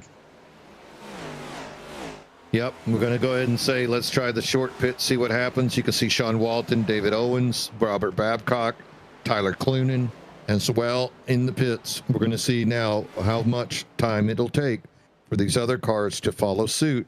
Up front, Iverson now with the lead, that gap 2 seconds over Andrew Bolander. We're going to have to see what exactly the 13 chooses to do. He is slowing. He's bringing it down, and he is going to do it just 1 lap later. Wow. And that's going to turn the lead over to Andrew Bolander. Bolander is going to stay out there, and you know what? I would too. I need to lead a lap. Get those points right now. And yeah, the laps led have not been easy to come by here. So this is going to be interesting, though, because we saw it so much last year where Iverson would normally try to undercut Bollinger to take the lead from him, but just couldn't hold on later in the race with sometimes 1 or 2 lap older tires. That's going to be reversed here as you see Iverson exiting his pit box. We'll have to see where he cycles through with Bollinger. Let me see if I can find him on screen here. Here comes Bollinger. This is going to be really close, me and Gene. I think Iverson actually might have a chance to get the lead here. That was an incredible entrance by Iverson that I viewed there, so we'll see what happens. This is going to be close, though, and Iverson will have the tire advantage. Here he comes. Oh, Iverson! Ooh. Oh. Bring it up, get him. All right. Iverson with a 42.95 pit lane time. Really good pit lane time for him. Whereas... Here we go. Oh! Ooh, Bollinger, 43.32. And Iverson pushed unbelievably hard on pitting, and I hope he didn't black flag himself. I saw 2 tires go outside that lane. Iverson can be inconsistent about that. It wasn't anything dastardly, but you could tell just how hard he was pushing. And then on the inside of your screen, you just saw Bolander exiting his pits. Those extra looked about 3 laps on track compared to these 2. That's the punishment for him. Look how far back Bolander is going to be. Ouch. Meanwhile, Jonathan K. Sabir took an opportunity to lead a lap, as did Justin Parham. Parham now going to lead this lap. So, fellas, taking this round of pit stops on lap 117, 118, 119 to go ahead and get those 5 points for leading a lap. That's smart racing. Hopefully it won't burn him with the others short pitting them. It seems like the lap times weren't too divergent, though, of old tires and 4 freshies. Not as bad as you'd expect. Definitely not what you'd expect. Maybe No. just the virtue of it being nighttime and this track just being very grippy, very cool.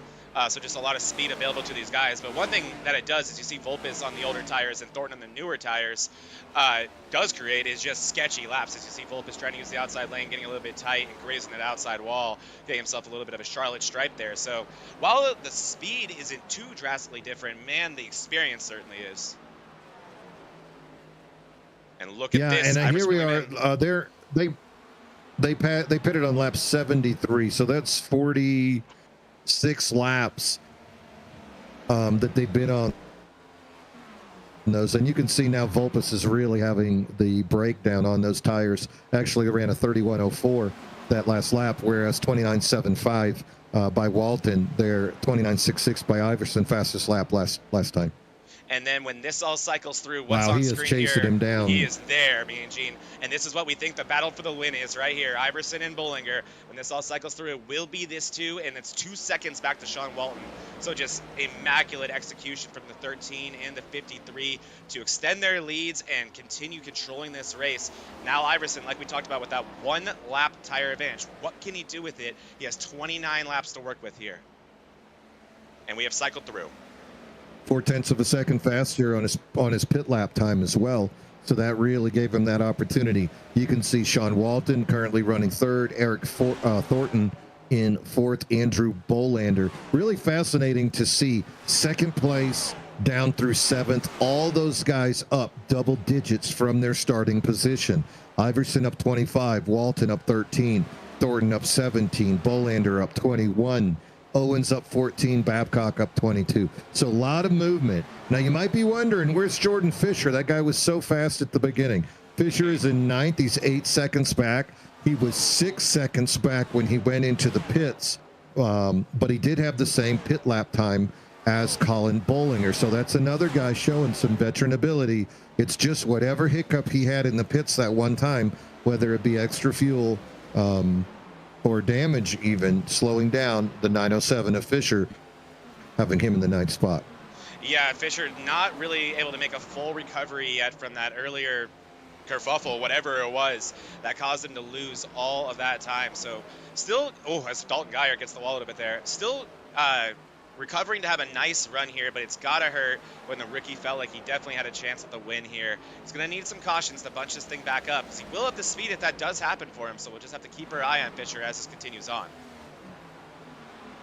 Yep. Meanwhile, it looks like Blair Saunders going to bring it down into the pit now. He's currently being shown in 21st position. Up front, though, battling continues, and we're running into some lap traffic. Thornton goes high, gets blocked almost. That is a dangerous move by Iverson as he looked up high there. Going to slam it back down now. Woo. Let's have fun with lap traffic. Look at Iverson. Lucas Alves in that silver 115. Wow, that was something. That was sketchy, and I gotta say, me and Gene, I'm watching Iverson. He's being ultra aggressive, but he's changing lanes like crazy. Like you said, we saw him slam it down there, and what that does, he's gonna give away that tire advantage. Bollinger is running smooth. He's being nearly perfect right now. You gotta keep that advantage, Tony. So hopefully he can do that. And me and Gene, don't look now, but I think Stinson is getting close to Mixer Jack's Duvall. It may have already happened, so maybe Duvall. Oh no, it's about to happen. No, it's not going to happen. We've already done. We're finished. We're done. There's no way. If it happens, it'll be unintentional. Yeah. Meanwhile, Sean, just like last time, unintentional. Meanwhile, Sean Walton continuing a great run, third place. He battled up through, so it's really nice to see him continuing his run, having a clean run here at Charlotte today. Lap number 127. We are scheduled for 150. Starting to close in. The boys have made their final pit. They've made their bed, barring another caution. So good to see this race as it progresses. Eric Thornton, Andrew Bolander. Oh, look at, we're gonna go 3 wide. That got exciting. Duvall, remember, Duvall got that car fixed, so he's got the speed to do battle with these boys. Here we go, me and Gene. Here we go. Stinson and Duvall time. How upset is Duvall? No, it's not. No. Just look, Nancy, I know you're not old enough, but we had a president named Ronald Reagan, And his wife, she said, just say no. Yeah, that's what she was talking about, was aggressive race car driving, I think. Yeah. Aggressive race car driving. If you're Stinson, you're just like, please, God. Duvall throwing some blocks. Sir. It started. I don't think Duvall's going to do anything too egregious here, but he's not going to make this pass easy, Mean Gene. All right, so Stinson currently in 11th. He'd love to get by those cars in front of him. Half a second ahead is Case of Beer. Babcock 0.6 of a second. There's plenty of cars that he could close the gap on and do battle with. And so that's pretty much what he needs to do. I mean, hell, he's only 9 seconds behind the leader if they could close this thing up with a caution. But right now, he's got to be on high alert. DEFCON 5. Yeah, he's losing ground to that group in front of him. Duvall in no rush to catch that group now that they've gotten their way around him. Duvall making that car wide, and there he goes. He lets the pass go, or he lets Stinson get by right there. I think he felt like he had just done what he had to rattled do. his cage. Yep, it reminded me a little bit of Hamlin and Chastain back in the day. 30.51, 0.3 of a second slower than the leader Stinson was that last lap. Yeah, that was the tax right there. The cheese tax. Yep. Oh, my Lord. That was some excitement. Meanwhile, up front, Colin continuing to battle. He's got that thing up to a half-second lead. You know, Tony Iverson's got, is this Groundhog Day? Oh, it's deja vu. Caution's out, Mean Gene. Caution on the track. And this is going to change everything for everybody. This is why you have an extra set of tires, because now a driver that you might not have remembered, a driver that you thought was out of it, like a Jordan Fisher, he's going to put 4 freshies on. Oh no, Mr. Bill. That's the 911 again. Oh, man. And we got to get... Oh, the 911 Tyler Clunan. Yep, Tyler Clunan. He's had a long day here. He tucked in on Babcock. And I mean, there's already been a few today, man, G, but that was definitely one. Let's hit it.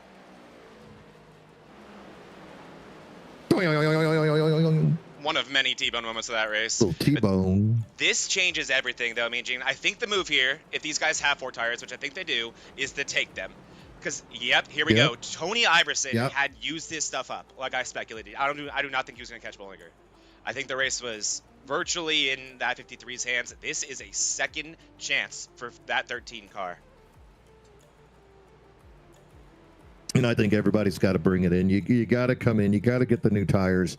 Give yourself a chance. There's too many laps remaining. You got 18 laps to go. You don't want to be out there 18 laps on tires that you took back on, lap 105. No. You can't do that to yourself. Did Bollinger just take 2 tires? But Bollinger he took 2 tires. Took 2. Why did he wanted to stay in the lead, took 2, because he is taking a shot at the fence. I don't know. You would have thought, I'm the fastest guy on the track. I'll go ahead and take 4. He must have thought that the others were going to do something of that nature. He had to have thought. And that forced him. Guess how many other people did that, Mean Gene? No one? 0. Absolutely no one. No one even took 0 tires. Only 4. Only 4 tire pit stops behind him. It's like a meme, right? I'll take 2 tires. No one. Said absolutely nobody. Oh yeah, that's got to be a horrifying feeling for Bollinger.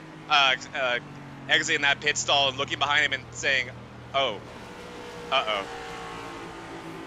Yeah. But is that a wave around it? It is. Iverson looks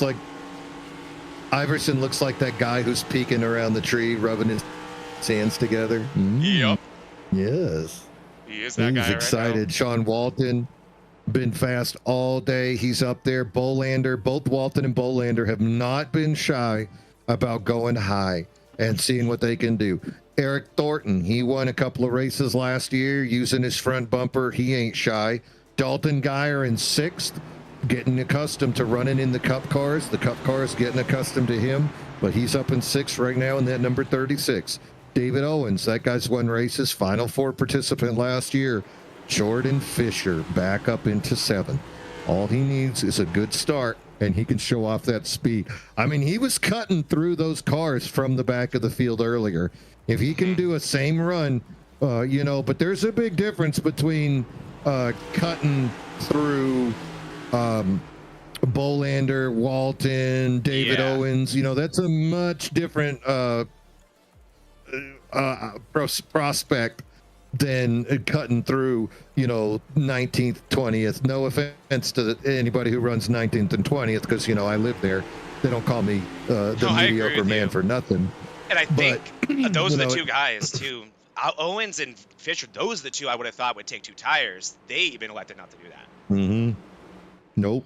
Babcock, he's up 20 spots in 9th.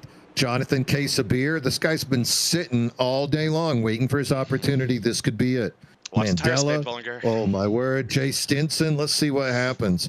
We're keeping an eye on the 53 of Colin Bollinger, and away we go. Bollinger with a quick jump. Iverson, though, doesn't fade. Iverson side by side with Sean Walton. Bolander and Thornton behind them. Look at this, single car in the lead, side by side, 3 deep behind them. And then David Owens is going to be running in a. Look at Walton, he's trying to block Iverson. Thornton goes down low. Thornton, Iverson side by side. Behind them, here comes Fisher on the inside.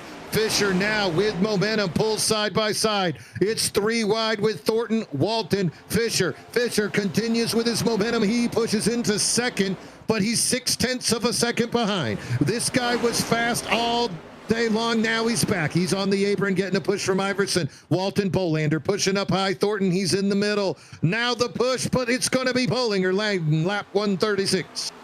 Jordan Fisher with a lights out restart. What a move by Fisher. He went all the way from 8th place to 2nd right there. And we have trouble back there. Bolander into Owens. Owens going to do some lawn keeping, but he's going to keep it straight. Good recovery from everybody there. Right on the inside of Dalton Geyer. And that's going to create a 3-wide situation. Everyone to keep it going. But as good as that restart was for Fisher, it was as bad for Tony Iverson. He got taken 3 wide by Walton, forced up high, and he definitely lost a lot of positions there, all the way down to 5th place now for Tony Iverson. And that whole situation was exactly what Bollinger needed. Bollinger with a 0.7 second lead now, but like we talked about, Gene, he is not at a tire advantage. He has 2 tires on that race car, and if there's anyone who can beat him with 4, it's Jordan Fisher.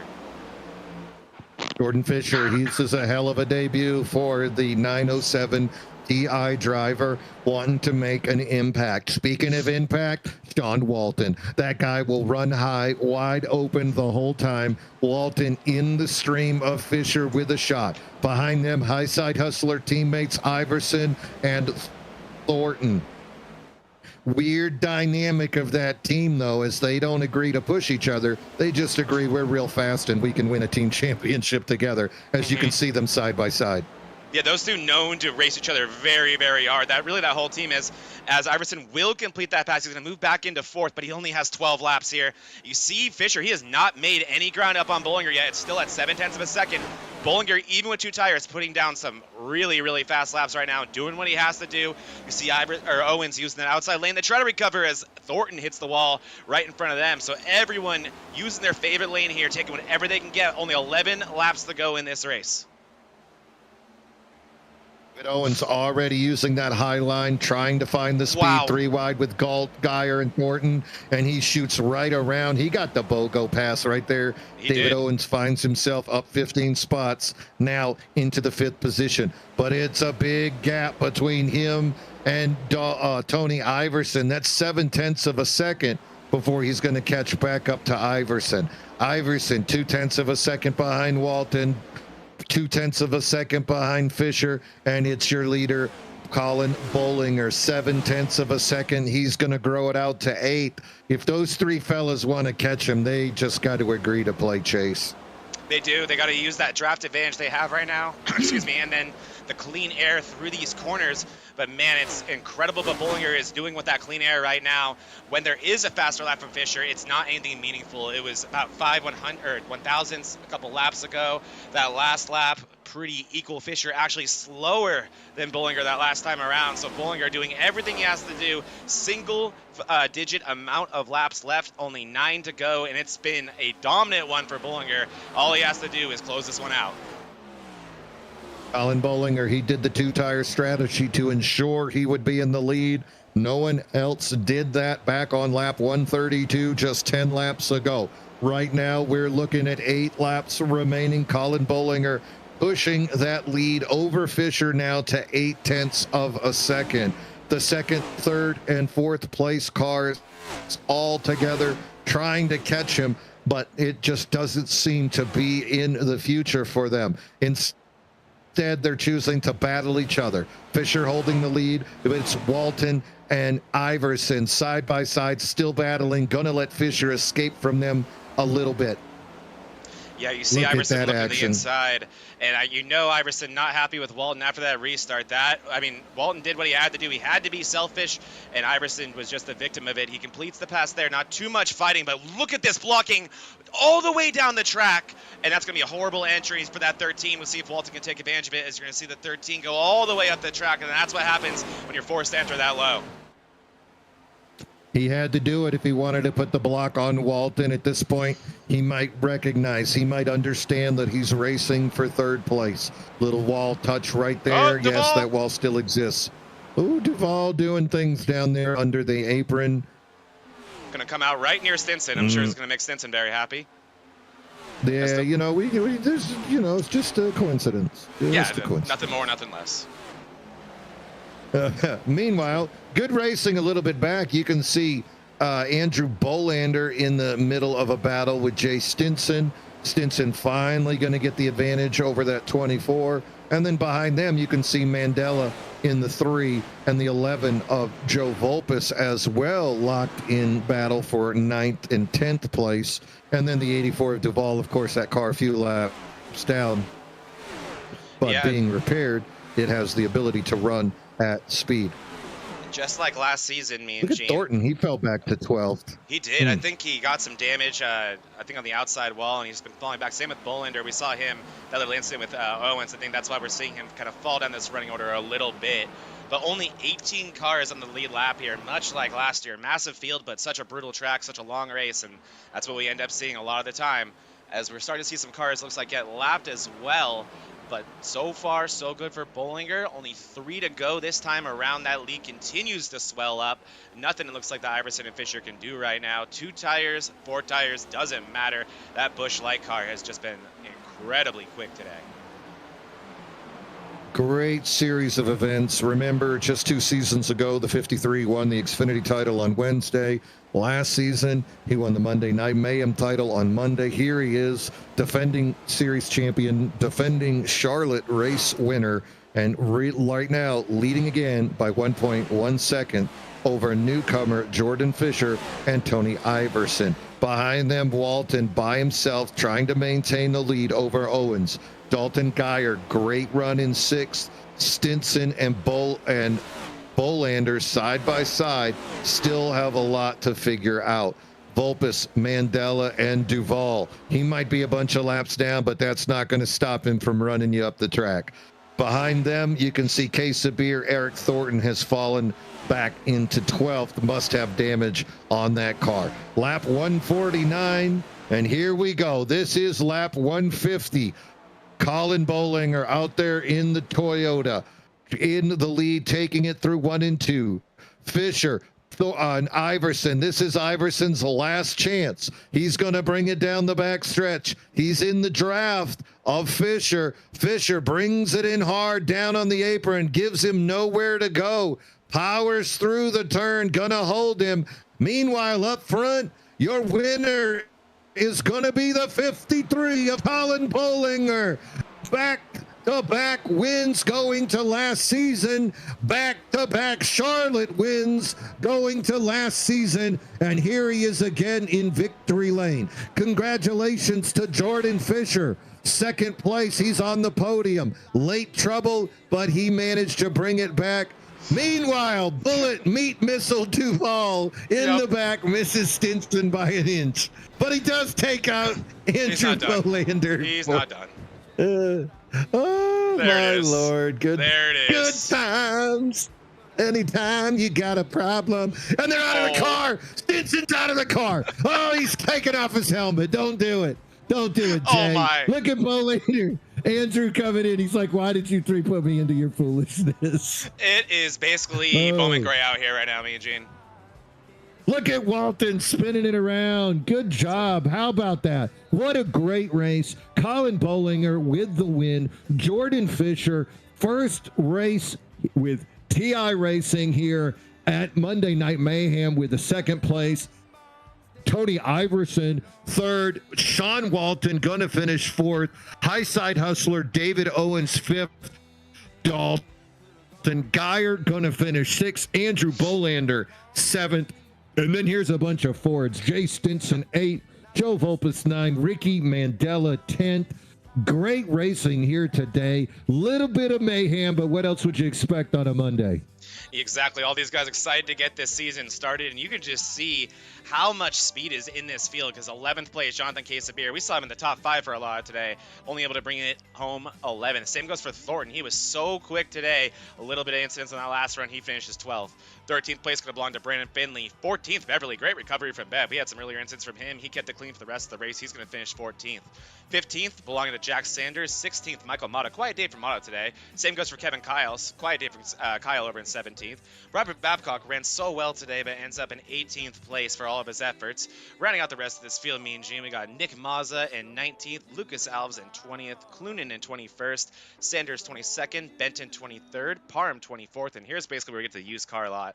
And that's going to consist of Garrett, Hall, Duvall, Medina, Novella, Lewis, Lester, and Buddy Solly and Steve Lewis. And, oh, that was Chris Lewis. Was that not Steve Lewis? Oh, there's Steve Lewis. Another Lewis. Chris No, Lewis it going was to finish Chris. 33rd. No, he's one of the new TI guys. Yep. Why not? Yeah, he's one of the new TI guys. You know, he's got it going on. What a hell of a race here today. Let's see what we can do about getting some folks in here. If you were to call out one guy, what bonus interview would you want? I mean, it's pretty much between Jax Duvall and Jay Stinson, isn't it? All right, I can't. You really? Who do you want? Take a pick. Oh God, give me Stinson. I guess he's the one who finished. You want the victim or the attacker? Let's get the victim, I guess. All right, here we go. Jay Stinson, Mean Gene Money, Zach Panzarella up here in the booth. You got your ears on, buddy? Yes, sir. I got you. How you doing, buddy? Oh, I'm doing pretty good. Zach, what do you think? Yeah, that was an eventful one, Jay. So I guess take us through that first incident with Duvall, and then what was on your mind for the rest of that race. Oh, I had no idea you wanted to talk about that. Nah. Oh, yeah. Well, so we came out of 3 and 4, and I came and I ran my normal line low, and he had the 24 on his outside, so he couldn't go up, and I didn't come out. Just to be honest with you, like he stayed in the middle. I'm watching it now, to be honest with you, to see exactly how close it was. But I stayed on my line on the low side, but he couldn't go up to the wall, which I wasn't paying attention to that. And from what I can tell, he kind of gets away from the 24 a little bit, and I clip him. Just one of those things, racing incident. That one's on me probably because I came out of it, and he really had nowhere to go up or down because I was already there and the 24 is above him. But the rest of the race, I mean, he's got to do what he's got to do. Like if he got me back, I can understand. If him doing it like, you know, under caution and stuff is a little childish. Like, you know, I get he's mad, but you don't want to handle it that way if you don't have to. But you know, he's raced me that way ever since I've been in here, and so I told him in a chat that I was going to race him the same way he races me, and so that's it. You know, no give, no take, blocking, moving up and down. So that's what I did tonight. We were talking about that, and it's so funny how whenever those conversations seem to happen, it's always the person you find yourself in the race the next day. So no surprise there, but what did you think today? First race of the season, huge field, quality seems to be higher than ever. What are your first impressions of season 5 here on Monday nights? I was interested with the no fast repair, so that's the first time we've done that here. So that was interesting. It was kind of cool. I felt like everybody kind of ran. Once we got past those few cautions and got some of those, I don't know if you could say nerves or whatever out, we ran a lot of green flag racing, and so that made it a lot of fun. So you got to see the tire wear, a lot of give and take, to be honest with you. A lot of good racing. Everybody was respectful for the most part. And it was fun. Like, it's good to see 34 drivers out there, and it was a great time, to be honest with you. That is good. It looked like a great time, man. I was jealous watching you guys, but you guys certainly put on a show. Cannot wait for the rest of the season, and can't wait to watch you do your thing more. Anyone you want to give a shout out to before we let you out of here? Yeah, of course, you guys for doing the broadcast. Always fun to go back here and listen to these things. You guys do a great job. Phenomenal, show. The guys that put the league on, teammates. Justin Parham was in there tonight. His VR froze on him, so he kind of did not finish where he probably should have. So tough luck tonight for that. And again, just the league for putting this on. It's pretty fun on Monday nights. Yeah, I love this place. Thank you, man. Thank you for running, and can't wait to watch it the rest of the season. You have a great rest of your night. Thank you, Jay. You guys do the same. Thanks, guys. Yes, sir. That's Jay Stinson right there. He finished 8th place tonight, fast in that number 60, just like always. Hey, Jay, I got that $5 Venmo on the way, buddy. All right, let's go ahead. I said I'd match it, so you got $10 coming your way. There it is. There it is. All right, so let's go ahead and take a peek at our 3rd place finisher. I believe that was Tony Iverson. So I'm going to have to. Oh no, he's way up there. I think I might have to give him two rides to get to us. So let's put him in that chat with those all the way from Vegas. Those guys he argued and battled with. And then we'll bring them all the way down. Tony Iverson, Mean Gene up here in the booth with Zach Panzarella. Can you hear us? Oh, I hear you guys. All right, man. Was it Groundhog Day all over again? You're chasing that damn number 53, and he's not making mistakes. I mean, you got to be thrilled with the 3rd place to start, but that guy, right? It was fun as hell, man. I mean, I already knew that's who I was going to be chasing. I knew that it was going to be quite a race for me because I wasn't able to get into qualifying in time. So I had to, make my way through the field. And, and as I was doing that, I realized that I was even underestimating the dirty air a little bit. And I had to kind of adjust everything I was doing as I was passing guys. And, I learned a few tricks when I started getting toward the front and the speeds started evening out more. And so, I was trying to just get back up there to Colin. And then I think it was that 2nd or 3rd run there, I finally clear 2nd place, and I catch him. And then because me and him are much closer in speed, the dirty air mattered that much more. And so I decided when we had like 15 laps to go, I was going to lay back a little bit and try to, build up, some tire on him, and then, maybe build up a run on him. And then that caution came out. And I knew right when that caution came out that from events beforehand that the 23 car was going to give me fits. So, and he did. He pulled his little effing slide job and, pissed me off and made me have to get out of the gas. And then I watched Colin's green car, which looks like shit compared to his car last season. Start fucking pulling away on me. And start effing pulling away on me. Sorry, where's the jar? My bad. I'm a passionate guy, you guys. I'm sorry. But no, I get it. Yeah, it played out like it did. I haven't really raced too much with Jordan Fisher, so when I got up to that driver at the end, I figured, I'll just take my 3rd place here. But yeah, I had a great time, and even like I told him just a second ago, I might be talking the trash, but it was still fun racing around Sean because I don't think he cares if he crashes as long as he pisses me off. So it's really fun watching what block he's going to try to throw next and stuff. So yeah, good race. I can't wait to watch the broadcast. I hope my car looked as cool as I think it did. And yeah, kicked butt. Well, now I'm glad you brought up the dirty air. That was something I wanted to talk about. The track was around 86 degrees, so that's not as hot as we've seen this track in the past. The tires were able to last a little bit longer because of that. And we've seen ever since that last iRacing update, dirty air just really be an issue. And so you mentioned it. So again, that and that bad restart that you had, do you think that was really the difference? I mean, it pushed you back into what, 5th or 6th there for a moment, right?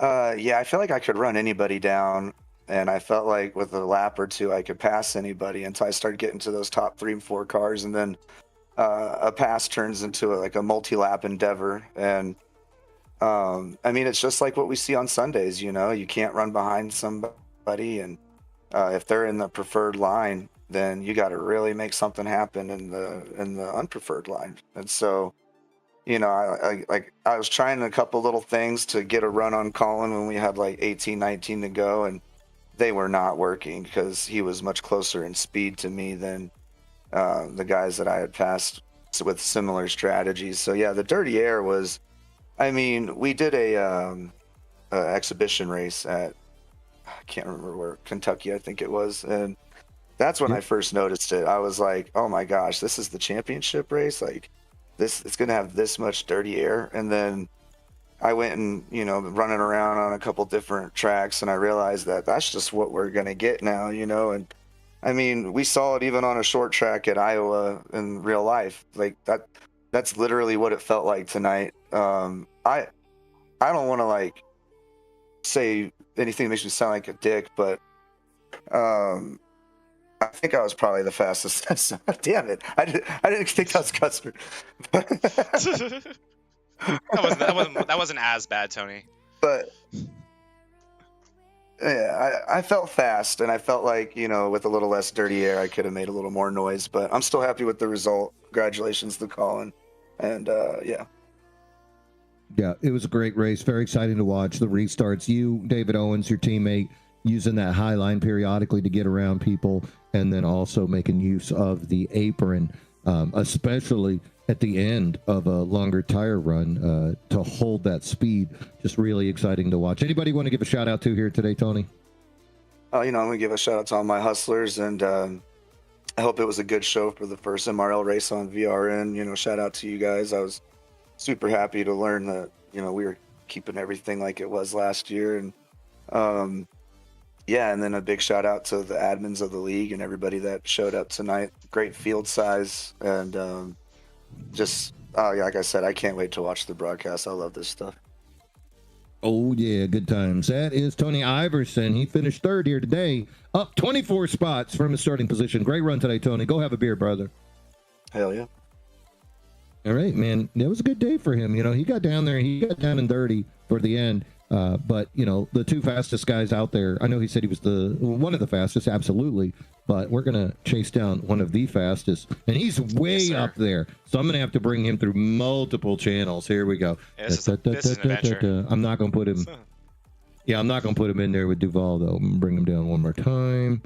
It's nice of you. Sofa King. And then finally, here we go. Jordan Fisher. Hey. You got your ears on, brother. Mean Gene, Zach Panzarella up at the booth. I got a copy. Yes. There he is. I got him, Zach. Get him. All right, Jordan. Wow, that was a lot of fun, man. Great debut performance here on the VRN in this league, and you've definitely put on a show. So first things first, we missed whatever happened to you that initially cost you your track position. If you could fill us in on whatever that was.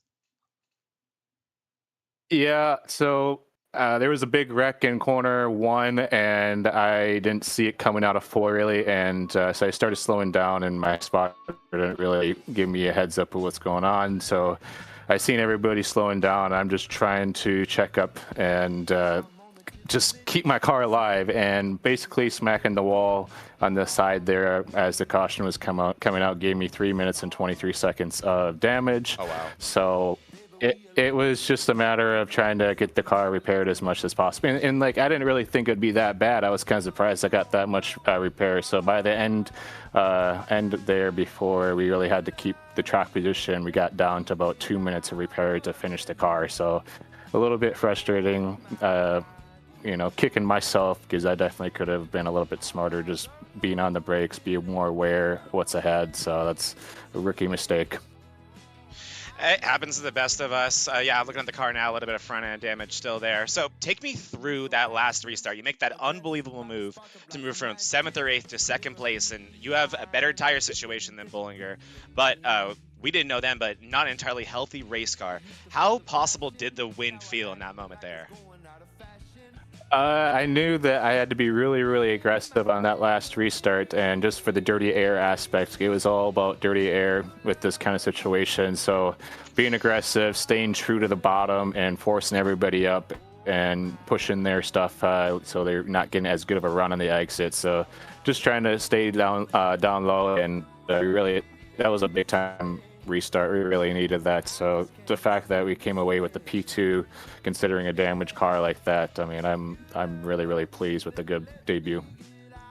Yeah, definitely an amazing debut. That was an awesome move to see you set that up. And yeah, that 53 was just lights out. And we keep hearing that dirty air from so many of these drivers in these interviews so far.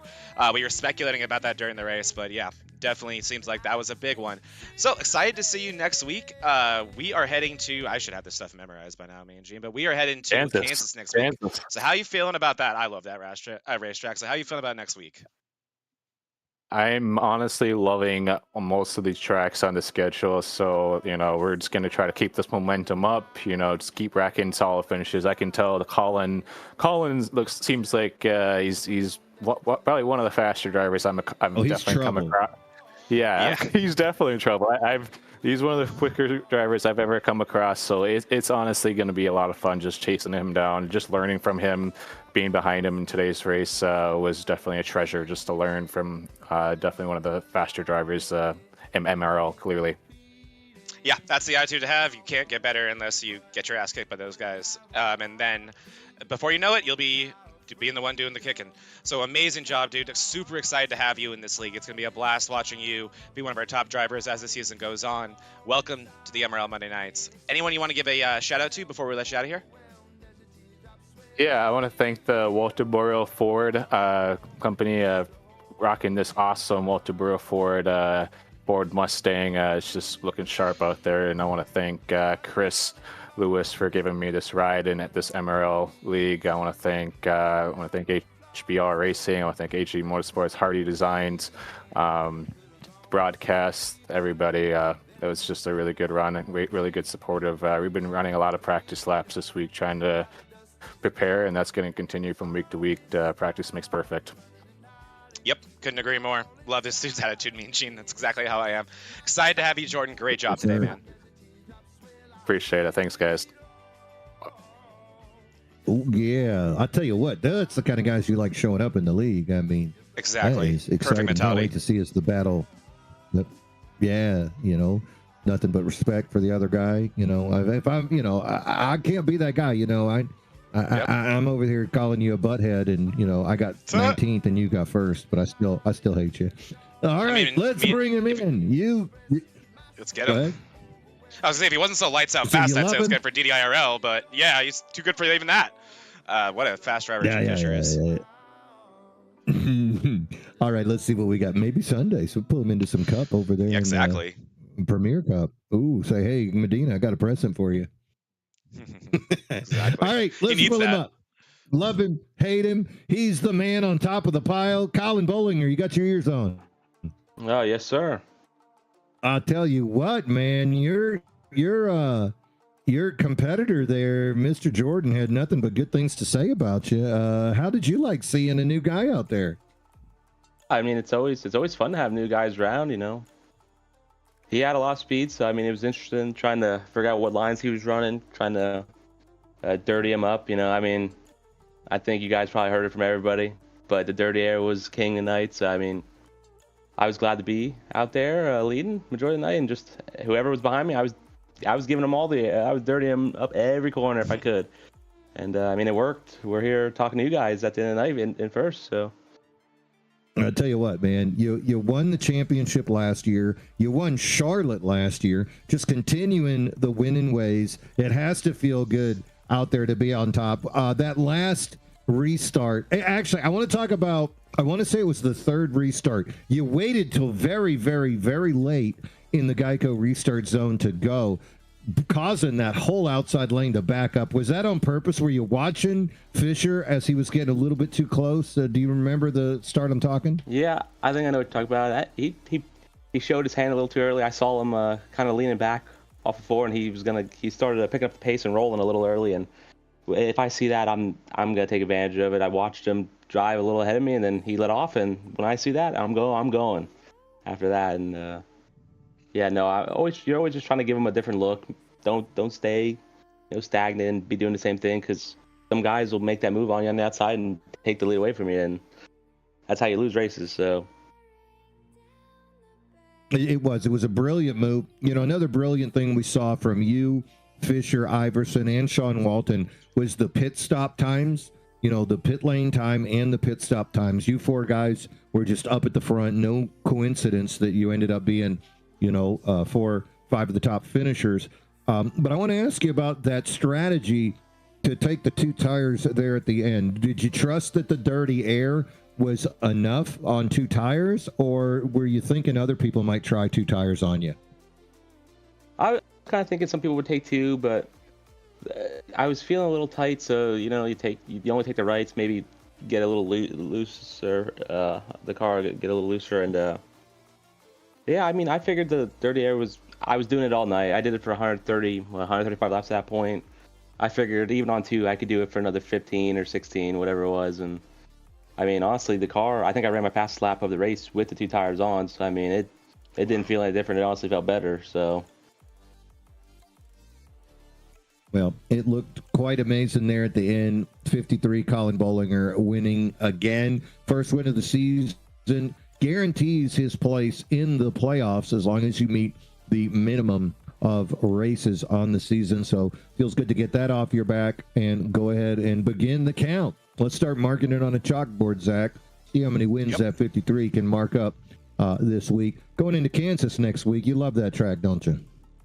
Yeah, I mean, I love every track. No, I'm kidding. Yeah, no, Kansas is a fun track. I mean, I haven't raced there since the new update. It's gonna be just like tonight. So just take it over, just what we did tonight, do it at Kansas, and they wanted me back, and I'm not gonna say he's in here. I don't know if he's listening. He wanted me back for another season. He's got it now. It ain't gonna be too easy. But, I love it. Now, if you're talking about Tony Iverson, I don't blame him. I'd have been fuming, champing at the bit. He was the second fastest car on the track in Kentucky last year. Unfortunately for him, the one car he needed to beat was you, and you were the fastest guy. So you're only going to get better when you race against faster people, and that is one of the advantages of having Colin Bollinger in your league, is to have that opportunity to race fast. Colin, anybody you want to give a shout out to here tonight? Team Delusional Racing, Daniel Plant-Smith, Ray Sean Wingfield, Andrew Blondlander, all those guys I race with, and obviously I can't forget about you guys for putting on a great broadcast. I mean, that's the number 1. You guys are the best. But other than that, I gotta say no. That's about it. Just you guys and all my guys I race with. Appreciate that, my friend. Ladies and gentlemen, Colin Bollinger, he is your winner here tonight at Charlotte. Repeat winner from last year and defending season champion. Cannot wait to see what happens. Catch us at him and us at Kansas next week. Colin, go have a drink with the boys. You earned it, my friend. Congrats, man. Thank you, guys. Thank you. Well, something's never changed, so the more, I was about to say, the more we see, the more things stay the same. But lots of great stuff that we took away for tonight. Also, I wanted to go back in time for just a moment. How about Kevin Kyle getting that lap back and then being able to race? How about John Beverly staying on the lead lap the whole time and being competitive right there with those boys, looking for that top 15? So names that we maybe didn't get to say, but really putting on a show out there. When you got this many drivers, sometimes it's hard to look back there. A Nick Mazza, we're used to seeing that guy do really well on a road course, but yet here he put it together tonight out there turning just left. So lots of great action out there, top to bottom. Dalton, we talked about him in the race, didn't get to finish the story. Guy finished 6th place. He's got to feel good about doing that in a car against these guys. Amazing debut for Geyer. Amazing debut for a lot of these newer drivers. We just saw the Jordan Fisher putting on the podium in his first race here. But a lot of these newcomers who are familiar faces to some of these guys, Geyer included, doing a great job here in the premier MRL series. And this this league, year after year, Mean Gene, just shows itself more and more as the premier series here in MRL, where the cream rises to the top and you got to beat the best to hang in this league. So it's a big deal for these guys to run well here. I mean, John Beverly, that top 15 there, that's big, and that's why you never give up. He was up and down the field today in a couple incidents, but recovered for an amazing finish. And this is going to be an exhilarating season. It's impossible to even tell who's going to be in that postseason outside of who's going to win, but you know guys like Bollinger and Iverson are going to be hogging a lot of those for themselves. So this is going to be a fun one, Mean Gene. Oh, yeah, and let's not forget Eric Thornton. He pulled off a couple of wins, and then the teammates of Colin as well. We're going to see Andrew Bolander battling. I think Sean Walton's a name. It's inevitable. At some point, we're going to see him on the top of the pile as well. Just amazing racing. Like you said, this is the premier league for MRL, the Cup series here on Monday nights. But I think we got some activity on Vortex tomorrow night as well, if I believe so. Yes, we do. We will be there with the Truck Series over in BRL, one of the newer series that we have the privilege of covering. It's been an amazing season so far over there. Enormous fields, Mean Gene. 30-plus week in, week out. Those guys showing up, racing hard, and that's been a really, really fun series to follow. So, yeah, for the next 3 days, we'll be racing trucks. We're going to be in the DDRL on Wednesday, and then the day after that, we're going to be in the Thursday MRL Truck Series. So we got a lot of great racing coming up. A full schedule this season here on VRN. Couldn't be more stoked about that. Yep, tomorrow we're going to be, Vortex Racing will be from Watkins Glen as we will continue the big trucking Tuesday schedule. Yeah, 30 laps, so it won't be too painful. That's going to be race number 7 over there of a 13 race regular season. So tune in tomorrow night. It'll be 10:30. We will kick it off. And of course, if you're subscribed, like I know you are, then you'll get that notification when we go live, and you'll have the opportunity to see myself and Smokin' Joe Vulpes as we broadcast the Watkins Glen Big Truckin' Tuesday from the Bonfire Race League right here on the Vortex Racing Network. Well, that is going to wrap us up for this evening. It has been a pleasure. Cannot wait to see as the action continues. You can check these boys out at Kansas, and that will be next Monday live at 11 o'clock Eastern, 10 o'clock Central, as the action will continue. Colin Bollinger, your champion here tonight. The champion is the champion. That's not repetitive, is it? No, it's Not okay. even. It's okay. It's okay. But he did it again. Oops, I did it again. Pulling a Britney Spears as he is on top of the podium. And we'll see if he can continue with newcomers like Jordan Fisher and old hands such as Iverson, Vulpes, Owens, Macon Chase, and other young guns such as Sean Walton trying to get it done. On behalf of myself, Mean Gene Money, my tag team partner, Zach Panzarella, league admins, John Beverly, Joe Vulpes, Steve Fugay, David Owens, Zach Panzarella. It has been our pleasure to bring you this broadcast, and we'll see you next time. As always, bottoms up and hammer down.